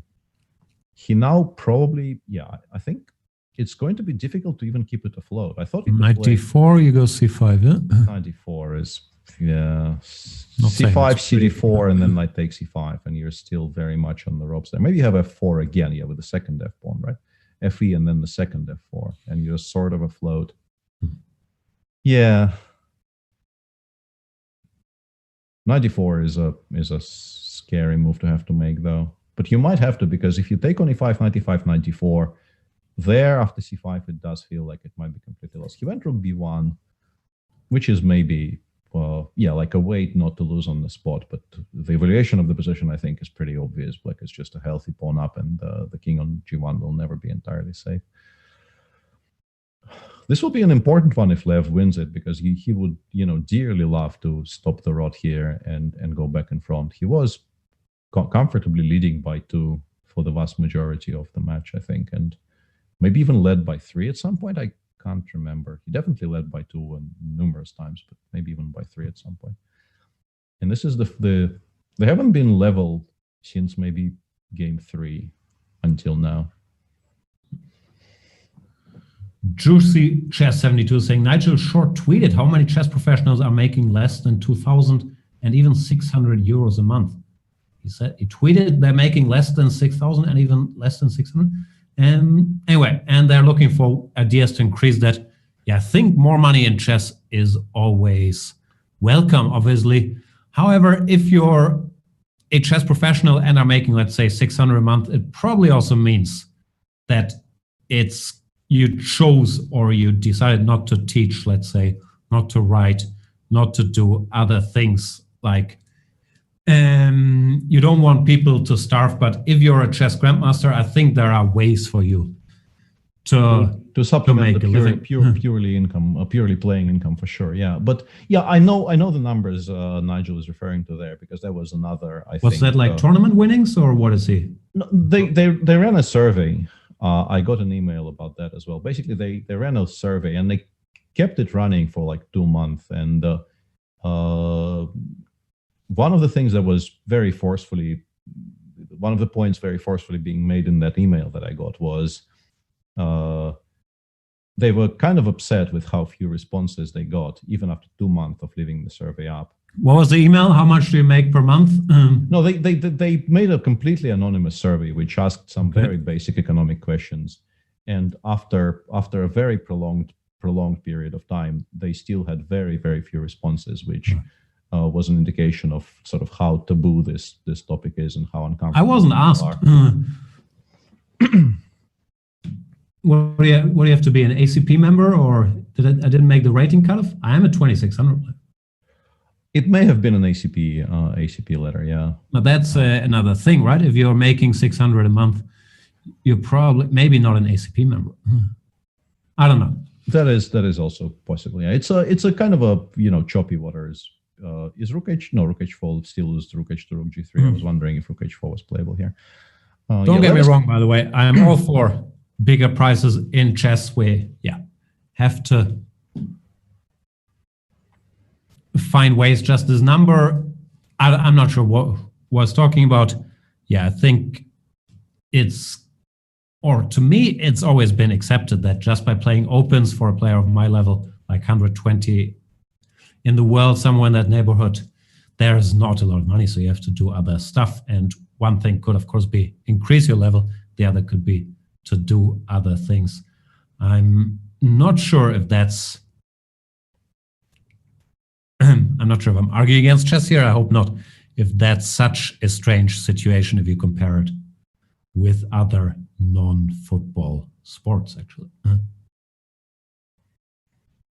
Yeah, it's a complicated topic, which we probably, considering how close this is and how. Yeah, I could also be very wrong. I hope they succeed, that everyone. Yeah, and yeah, you always have to preface whatever you want to say on this topic by saying that it's good that they are at least trying to approach this this conversation and trying to look for new ideas, because we're obviously in favor of bringing more attention to chess and bringing more money into chess. Nobody is against that.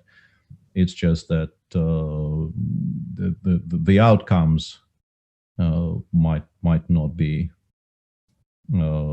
exactly as seems to be hoped for there. But yeah, that's a whole other topic. Lev continues being completely winning, but the game is not over. So he hasn't converted into a full point yet. Who knows? Should be a reasonably smooth conversion from here. Hard to imagine how White saves a position like this against 13 seconds. Just very, very difficult to even find any traps to set. I'm still confused by this survey and the numbers. I'll let it go in a second. But also, if you make 600 euros a month, yeah, I'm not sure. I'm just wondering how they got to these numbers and who was asking so. But yeah, Nigel also tweeted there was admittedly a small survey. Yeah, but I think that was sort of maybe even the most striking point of the survey. Wasn't really even the figures that they ended up with. It was that people were, despite this being 2020 and the survey quite clearly aimed at establishing what the picture is and trying to help. People were still very, very unwilling to engage in this conversation, and that kind of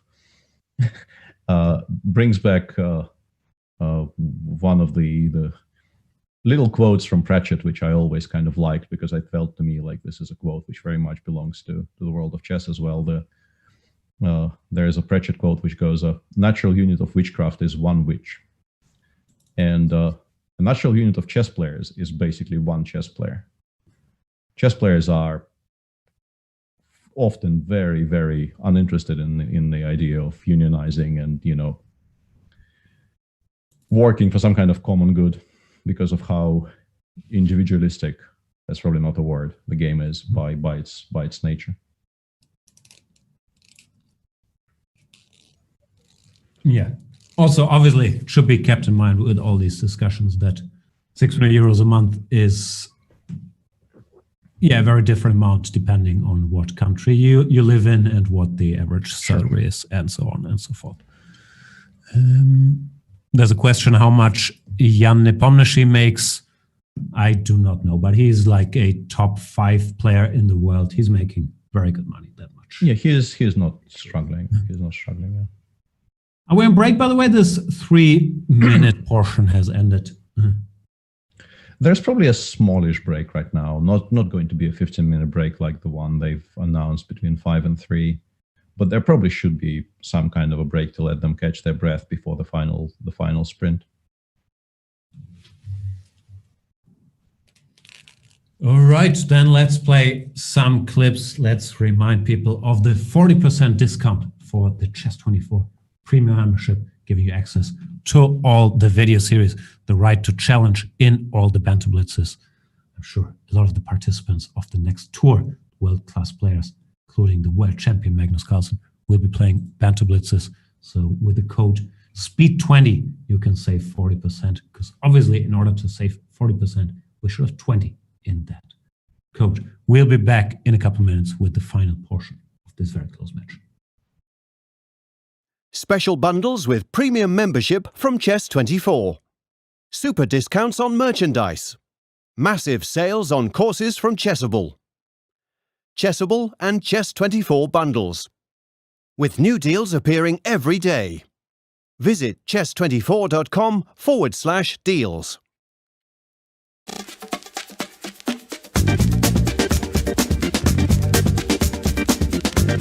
E5, it's E5 Patzers. A complete repertoire against 1E4 based on 1E5, now available to study with Chessable's unique Move Trainer technology. The backbone is the Marshall Gambit against the Spanish, with 3 Knight F6 against the Italian.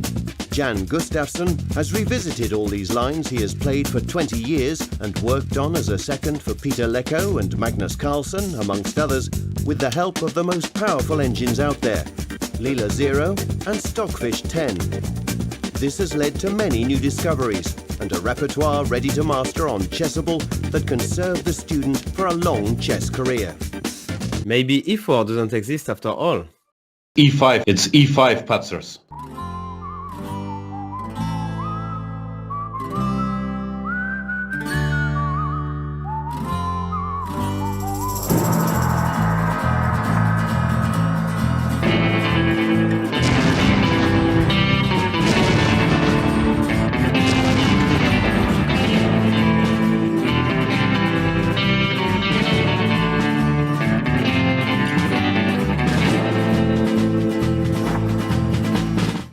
And queen takes f3. Oh, what is going on? Oh, this is going to be a fortress. I just don't see any hopes at all. This is very easy. Just rook back and forth. Taking chess to the next level. Wow. Wow. Wow, yeah. Nothing else to say. Wow. Creating the future of the sport. Introducing the Champions Chess Tour. 10 months, 10 tournaments. The world's best players online and on TV.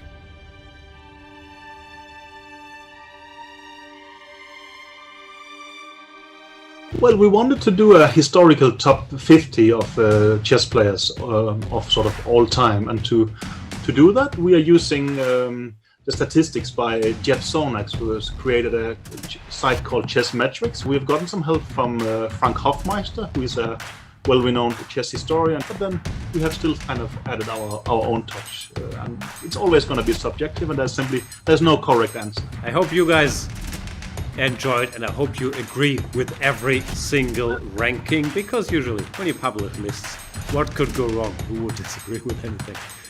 But yeah, it's been fun, and I hope you like it.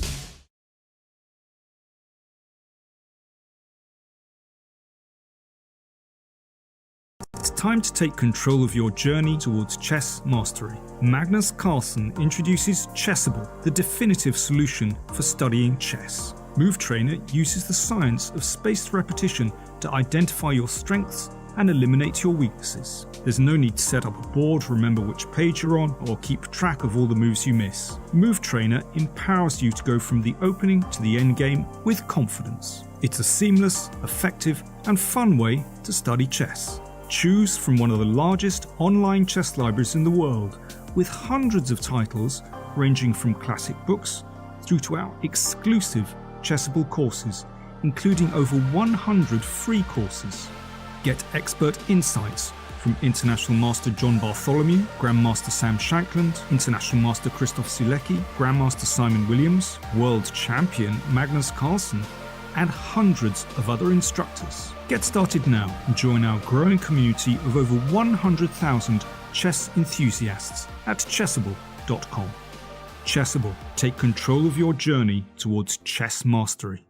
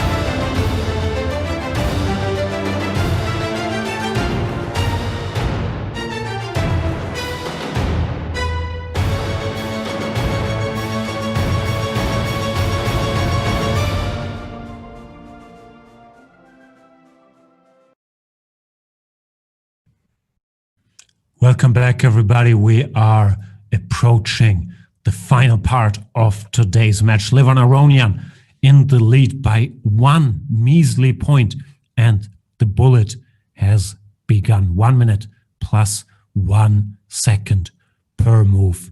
The line that's being debated stays the same. Peter Svidler, who you got?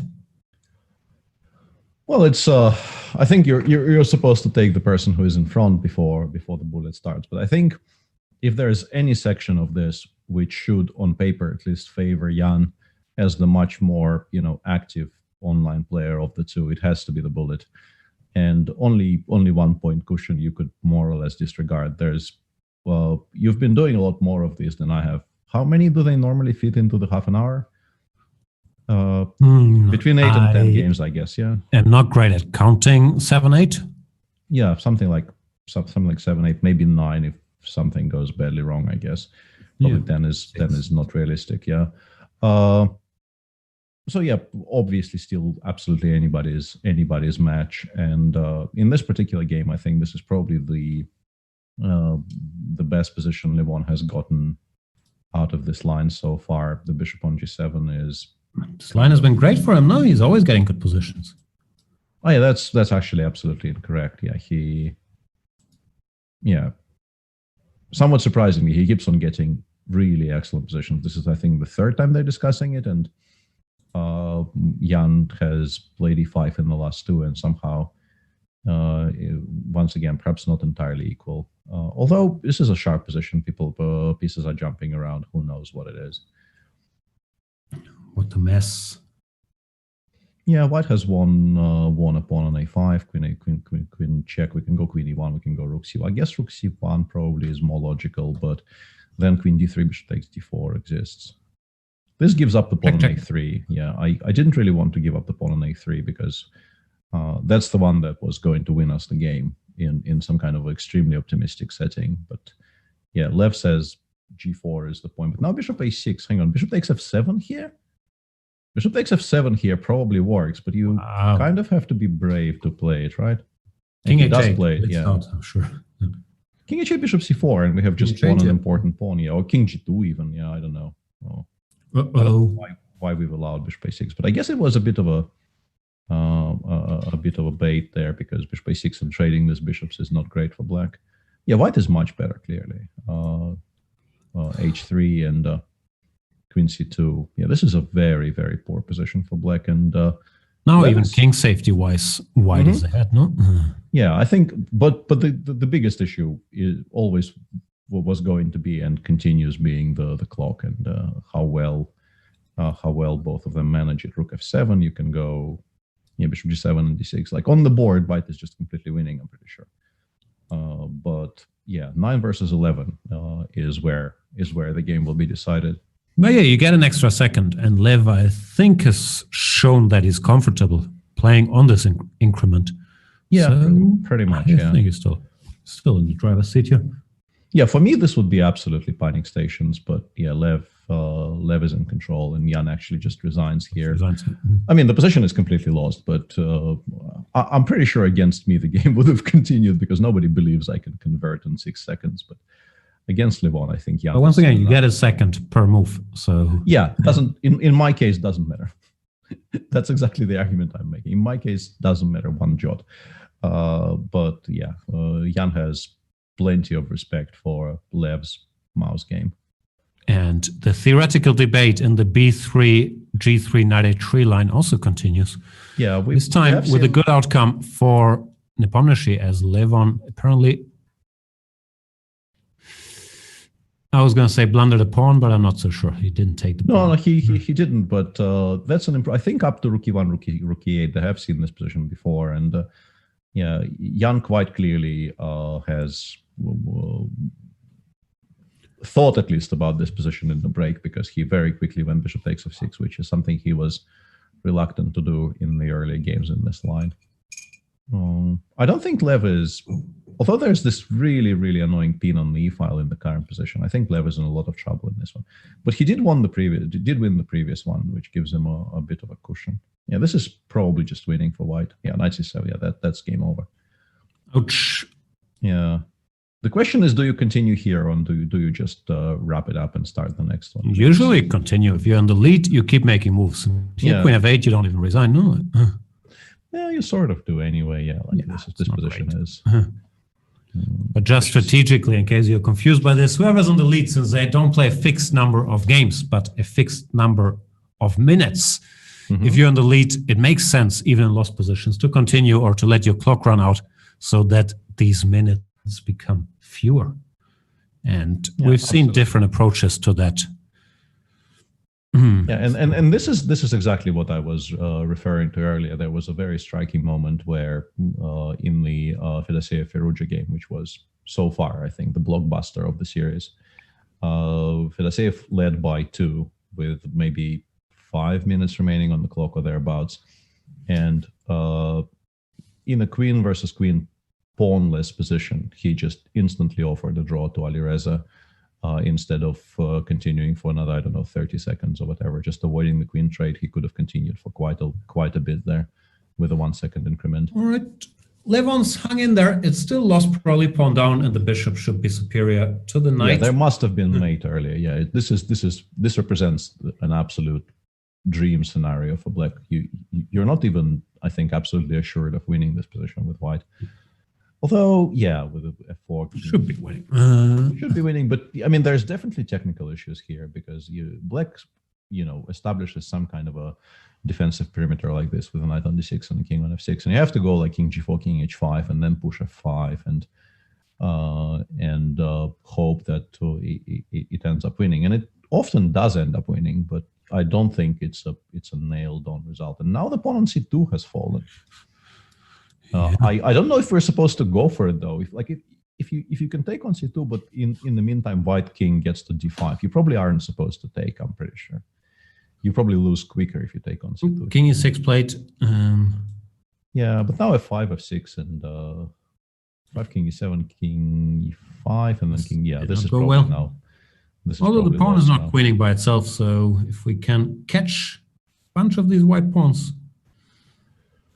Yeah, takes on bishop b4, and then king b5, king c5. Sorry, king b5, king a5. Yeah, you do win this position. Okay, this is kind of clever. Fighting.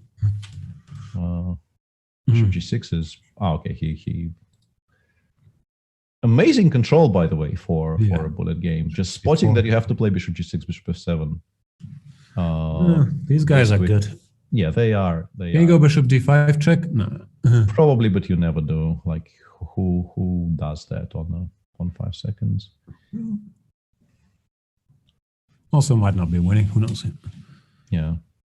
Yeah, now allowing king b. Yeah, that was the sort of. Now if we talk about situations on the board, this is now completely lost. If there was sort of any chance to hold this on the board, it's now completely gone, and the only thing left to discuss here is timing. But yeah, GG is bishop takes c8, and we win. Game over. Yeah. What's the score now? It's equal. No, it's -1, I think. -1. Margins are cut down to 1 again, and left continues. It's interesting that I think there was one Najdorf played in this turn in this match, and that was that weird game where Jan played knight e7, and then just feels this is the line to go. But knight e8 f5, a more aggressive approach now. EF GF bishop g5, I assume, because you kind of want to make sure you don't lose that bishop. You assumed correctly. Ricky, don't lose that bishop. It's the only one you'll need. Which Ricky is that? I don't know. Who are you quoting? It's usually Dylan or... No, that's actually a Steely Dan lyric. Steely Dan. Okay. I wouldn't have guessed that with many a try. There's a question by Suki Ray. He's saying, what is the thing that you two disagree the most on? I don't know. Yeah, I'm not entirely sure. I mean, the temptation, of course, is to create a huge flame war in chat by saying my system, but we don't actually disagree that violently on the topic of my system. So yeah, I'm not. I don't think we have that many real fundamental disagreements. Of course, you're more of an, I don't know, agreeable person, or a nicer person maybe is a fairer term, while I'm more of an instigator. But I don't think there are like giant worldview differences necessarily. Yeah, so far I don't think we've established any that come to mind instantaneously now. And I'm a lot, grumpier and a lot less nice than people seem to imply. Who's better on white here? It's probably white because the king is safer, but with the bishop on c6, that statement feels like it's a risky statement to make. Queen f5 though. White definitely will be better if this becomes an endgame at any point, but it's not a queenless endgame so far.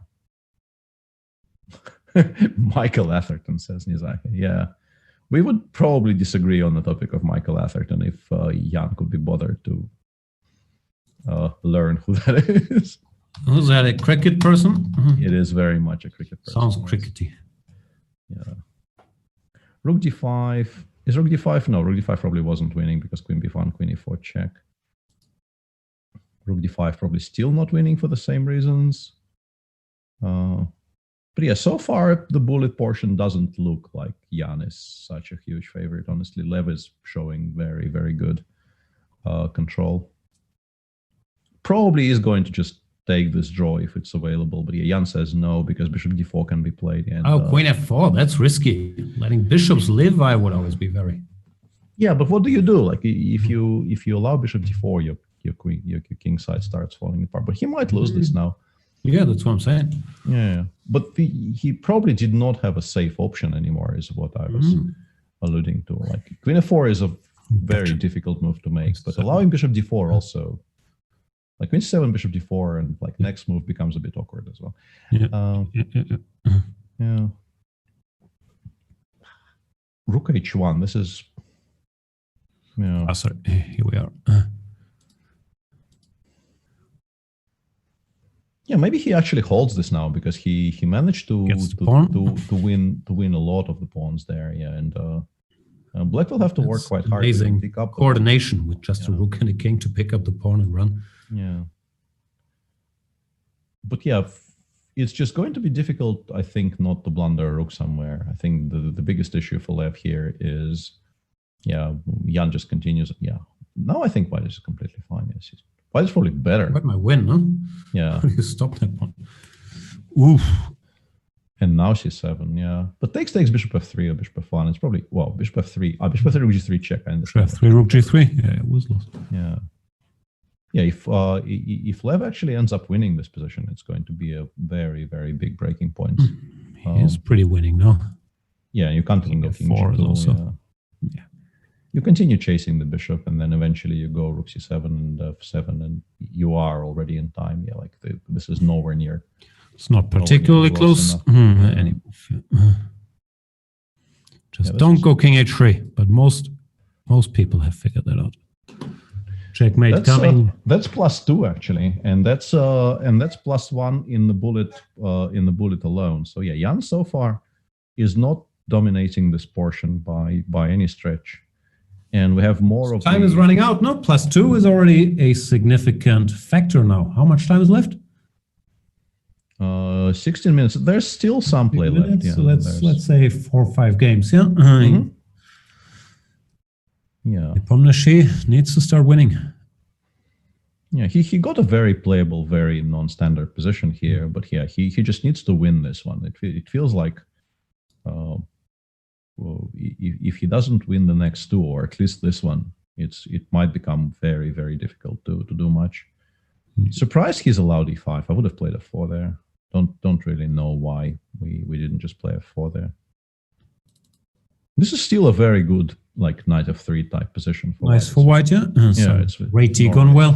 A4, knight e3, knight d5. Yeah, knight e3, knight d5, f4 at a good opportune moment if you can. Yeah. Surprised he didn't go a4 to stop this guy. Yeah, I would have not allowed Black to go a4, just to never have to worry about this. We should also, by the way, mention, maybe it goes without saying, but how incredibly strong both these players are with this time control. They're just playing very, very proper chess games, and it's not an easy thing to do. Yeah, this is extremely high quality bullet. Just as I say, this h6 gets blundered. What puts us? But maybe this was all part of the plan, knight f4. Yeah, I don't think this was a blunder. I'm pretty sure Jan thought that this creates a mess. The queen on f6 is a little bit stuck. Rook e6, rook a6 are all threats now. Yeah, h5 is very good awareness, but yeah, I was going to say bishop e7 still captures it, but it doesn't because queen takes e5 exists. No, this is very, very good chess. You can go rook a6 and then knight takes g2 and then bishop takes e4, or rook e6 with the same idea. I think this is probably what you should do. I guess Jan calculated something here, maybe bishop d6 or something, but I liked my idea slightly better. Maybe wrongly, but yeah, bishop g5, and now he wants to go knight g2 and take on g4 or on e4 or something, I guess. Where's the queen going? It's a bit all over the place, no? Yeah, the queen continues being chased around. And queen c4, b5 at some point has to give up this square. Yeah, I think we go queen c5. Yeah, and ask to attack it again. And now maybe we can stabilize by, I don't know, taking and playing f3 or something, but that probably loses to knight e6 actually, so you can't in good conscience do that. Queen f5 maybe. Yeah, let's go queen f5 here. Try to... Whoa, rook takes e3? What's happening there? What happened? Rook e3, queen e3, queen g3, I guess, yeah. Levon down to 5 seconds. Yeah, and Jan did manage to protect his king side to a large degree. You can go rook d4. You could play f3 as well. Yeah, there's some compensation because the pawn on a3 isn't. Oh no. Yeah, queen C1 e2 bishop c1. Yeah. Yeah. Drama. Yeah, king f1. Well, white is better now because you can probably force a queen trade somehow. Like you can go. He doesn't even go queen g6, and now queen e8 and Queen c8, no, queen e8, yeah. But you don't have rook g3 because of, you could go into the pawn endgame maybe, and then queen takes f7. Yeah, he didn't do that. Queen takes f2 mate. Checkmate in 1. Queen f2. Whoa. What's happening Defended. there? Queen g3? No. Queen g3 missed. Yeah, that is I think really it was the first pre-moving. game. Yeah, this is really the first game where we're seeing large. No, those were misses. pre-moves. Like he was down to second. And he assumed that checkmate threat would be parried. And queen f4 was a safe pre-move, which makes sense. Yeah, and now they're playing some rook endgame in which Lev still has significant winning chances, which is quite remarkable considering he was probably in some trouble out of the opening. Yeah, rook f4 and then rook f7 back, or b6. Yeah, this is now winning for black. The question is, will he be fast enough on 7 seconds? But with the 1 second increment, from what I've seen today, probably gets there with time to spare, honestly. He's been very, very convincing in these types of spots so far today.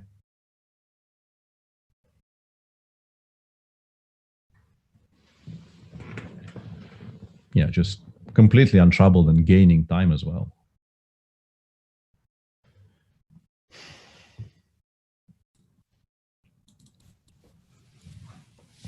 Plus That's three. Aronian closing in. Plus three really does feel like a problem. 12-9, yeah. 12-9. He means business today. Yeah. Do you guys think the final will be Nakamura versus Carlsen? If you had to pick a final before the tournament started, that's the safe final to pick. Will it actually happen? Nobody knows. But if you had to just pick your bracket before seeing any of the games, that's going to be the safe pick, so to speak. Are they in different brackets? I'm pretty sure they are in different brackets. Probably by design. Thought about you? Yeah.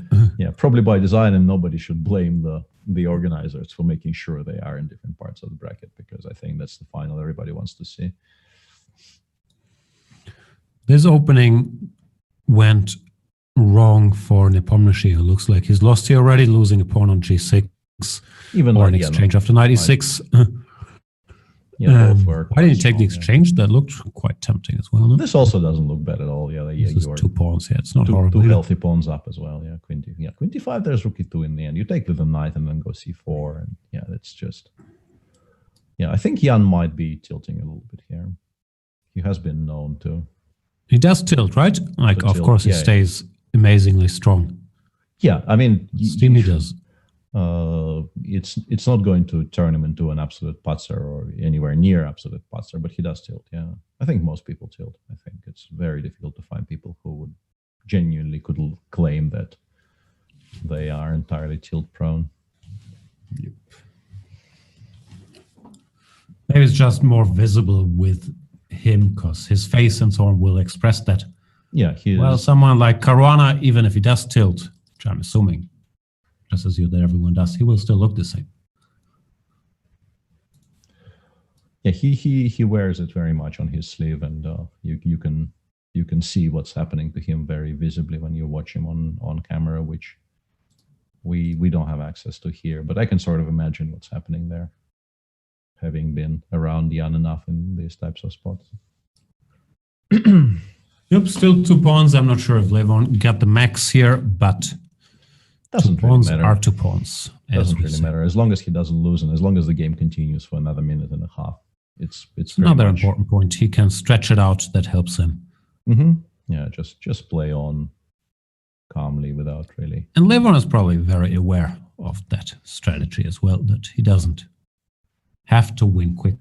Just as he's allowed some concessions here. I mean, his pieces got pushed back a little bit, but that really doesn't change the evaluation, because I think the best Black could hope for objectively is to rook ending a pawn down is what. Yeah, exactly. But yeah, considering the match situation, he will continue refusing to take on e3, and then eventually white will improve and the game will collapse for him. Yeah, he won the pawn on f2, but now queen c. Yeah, that's actually game over because knight f6 check. The rook. I mean, game over is maybe a bit harsh on 3 seconds, but once again, we have seen Lev not let go of these things previous. Yeah, queen d3, queen h7, knight d7. You can even pre-move all these things, which is very useful. It probably is. Yeah. And yeah, this really does feel like that's maybe... I'm calling the race for Levon Aronian. Yeah, and we are seeing the central gambit, and not even the most fashionable central gambit. No queen c4. No queen c4. No Chinese version of the central gambit is apparently forthcoming. Queen f4. That's the latest angle. Is this an actual thing? Queen g3 I'm familiar with, even bishop c4 maybe, but queen f4 I'm not sure I've seen before. Yeah, queen f4 might be in my course. Some queen f4, d5 looks vaguely something I might recall, but I'm not 100% sure. Yeah, like it does look like it's a queen g3 line, a full tempo down somehow, but considering the speed with which it was played, it's probably not a fluke. Yeah, the thing is, with queen g3 here, knight takes e4 is very strong, so they stopped doing that. Yeah. And Nepomniachtchi had a game, I think, against Vallejo like 10, 15 years ago, whenever it was. But queen f4, yeah, I find hard to believe as well. But basically, the match is decided. Great job. Pretty much, yeah. I think there's just not enough time left. We are getting like one game per maybe 2.5, 3 minutes here, and there's just, if the score is right, and I think the score is right, there's just not going to be enough games left in the match for Jan to strike back. Yup. There's more talk about our disagreements, that we disagree on Queen's Gambit. And no, I don't think. First of all, I don't think we massively disagree on that one either. And yeah, I think we have somewhat different tastes. That normally I'm rooting for things to get more cringy and more awkward, while you have a hard time watching stuff like that, like Curb Your Enthusiasm. And look at this tactic, like spotting this on a minute. h6, bishop h6, knight h5, picking up that knight on h5 with check.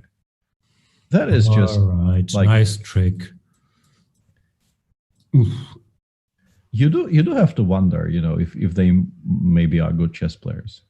I think that's established, but it's also established that Nepomniachtchi has given up like 2-3 games ago. Probably, but still, it's a very, very cute little tactic. That is nice, by Lev.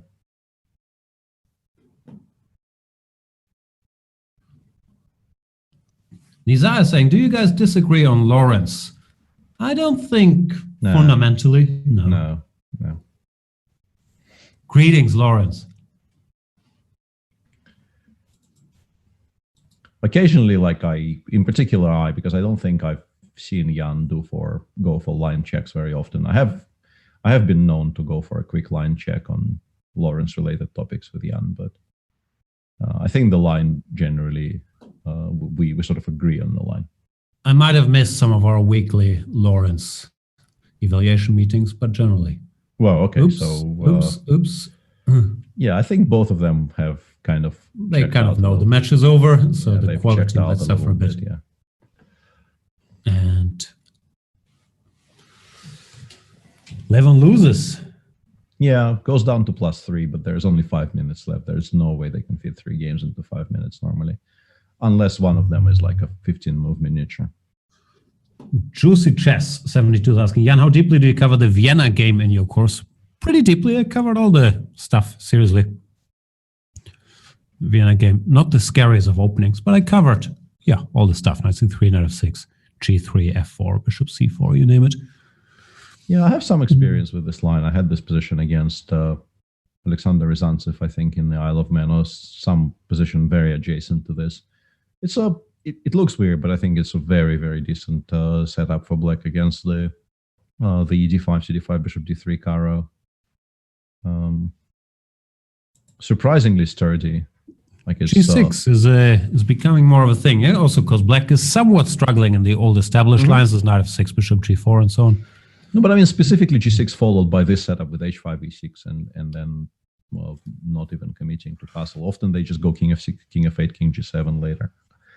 Looks nice. G4 looks rough. He wants to take the pawn. Yeah, but I would probably, that's cute, but I don't know if I would have, just starting with king f7 looked looked healthier, preserving this as a threat, and then maybe going h4 and then g4. Because now white at least has some positional trumps. He has lost the pawn on h2 with check, which is not nothing, but there is some compensation for it. And there are questions if Levon won the match. Pretty much, and I think he's also sort of on purpose letting the clock run out here because he knows there's no time left. So he should make some moves now. Jan obviously understands that he has to pre-move the entire game, and he might win the entire game. Yeah, that's he's not doing this right, because if this game ends in the next 10 seconds, there's definitely going to be enough time. It might come down to something that happened in something similar to what happened in the Firouzja match, where there's 10 seconds left. A little bit now. Yeah, that's a different topic. But hang on, what I mean is there some checkmate. It looks like there's some Rook e1 looks checkmate adjacent. Yeah, but I don't know if it actually is checkmate. Yeah. B-Baller Fan 33 is asking, when does the Magnus Tour start back up? November 22nd. The first event is played. Yeah, so down to +2 now with 2 minutes 30 on the clock. If this one is very, very quick and ends in Jan's favor, there's going to be a kind of a double or nothing game, which is exactly what happened in the Firouzja match, where I think they had to start the last one with about 10 seconds left on the game clock. On the match clock, rather. So yeah, I think maybe, mentally checking out and thinking you have won is all good, but he should have at least kind of lost slower, which I understand is a bit of a weird advice to give to a player of Lev's stage stature. Ironically, in order to lose slower, he might have to play faster. Yeah, also that. This is some kind of I've seen this line before, and people are very serious. Debates are still looming. We've seen quite a bit of Queen e6, g3, and now d6 or f6 the other day, h4, f6. The thing is, the computer says every move is fine for black, but the position remains weird after every move. So these things keep popping up. Nepomniachtchi is one in the forefront. Yeah, but now that this is a very playable position for black, and he still has enough time to kind of make it a reasonably protracted affair, this probably does win him the match now. But yeah, Jan is doing the right thing by basically spending no time on any. He's maximizing his chances of actually winning this one with time left on the clock. Don't know if he will manage. It's still very, very unclear if he manages or not. Like Queen g6 here, or maybe even Bishop d8. Yeah, Bishop d8 is probably not a mistake. It looks solid. Yeah, just keep on offering trades. Queen d7 now, or Queen h5 or whatever. Eventually, objectively, you can probably start taking that bishop, but obviously Levon is not interested in opening up the h file. There's no real reason to put yourself in danger like that. He's down to 6 seconds though, so like if he loses on time in the next 10 seconds, there will be one more game. So he should just make sure he doesn't just flag in a position with an extra piece here. 15-14, and yeah, if our countdown is correct here, this ends up being the last one. Yeah, 5 seconds. He should be able. It's completely lost. So this is it. Yeah, and that actually concludes the evening's entertainment. It did become somewhat close towards the end, because I think this position was a mess, and you could conceivably imagine Lev losing it quickly enough for there to be one more game. Yeah, congratulations to Levon Aronian.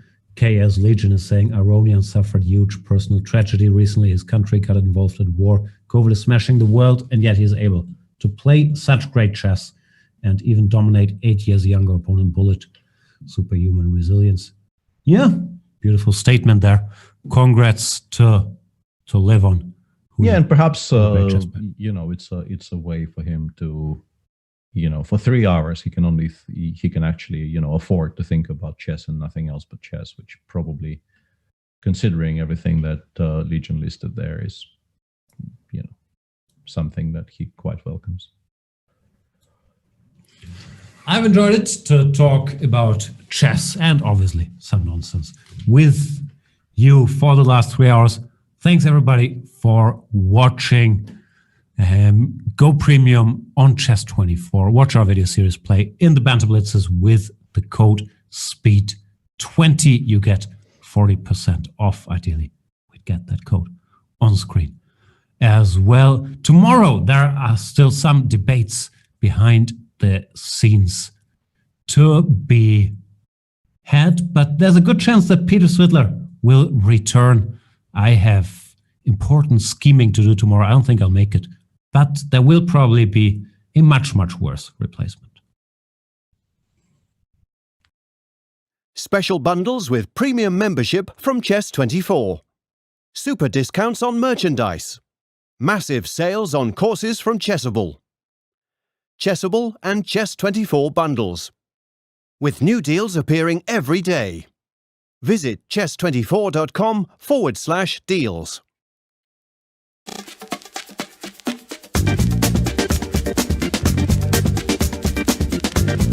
E5, it's E5 Patzers. A complete repertoire against 1e4 based on 1e5, now available to study with Chessable's unique Move Trainer technology. The backbone is the Marshall Gambit against the Spanish, with 3 Knight f6 against the Italian. Jan Gustafsson has revisited all these lines he has played for 20 years and worked on as a second for Peter Lecko and Magnus Carlsen, amongst others, with the help of the most powerful engines out there, Leela 0 and Stockfish 10.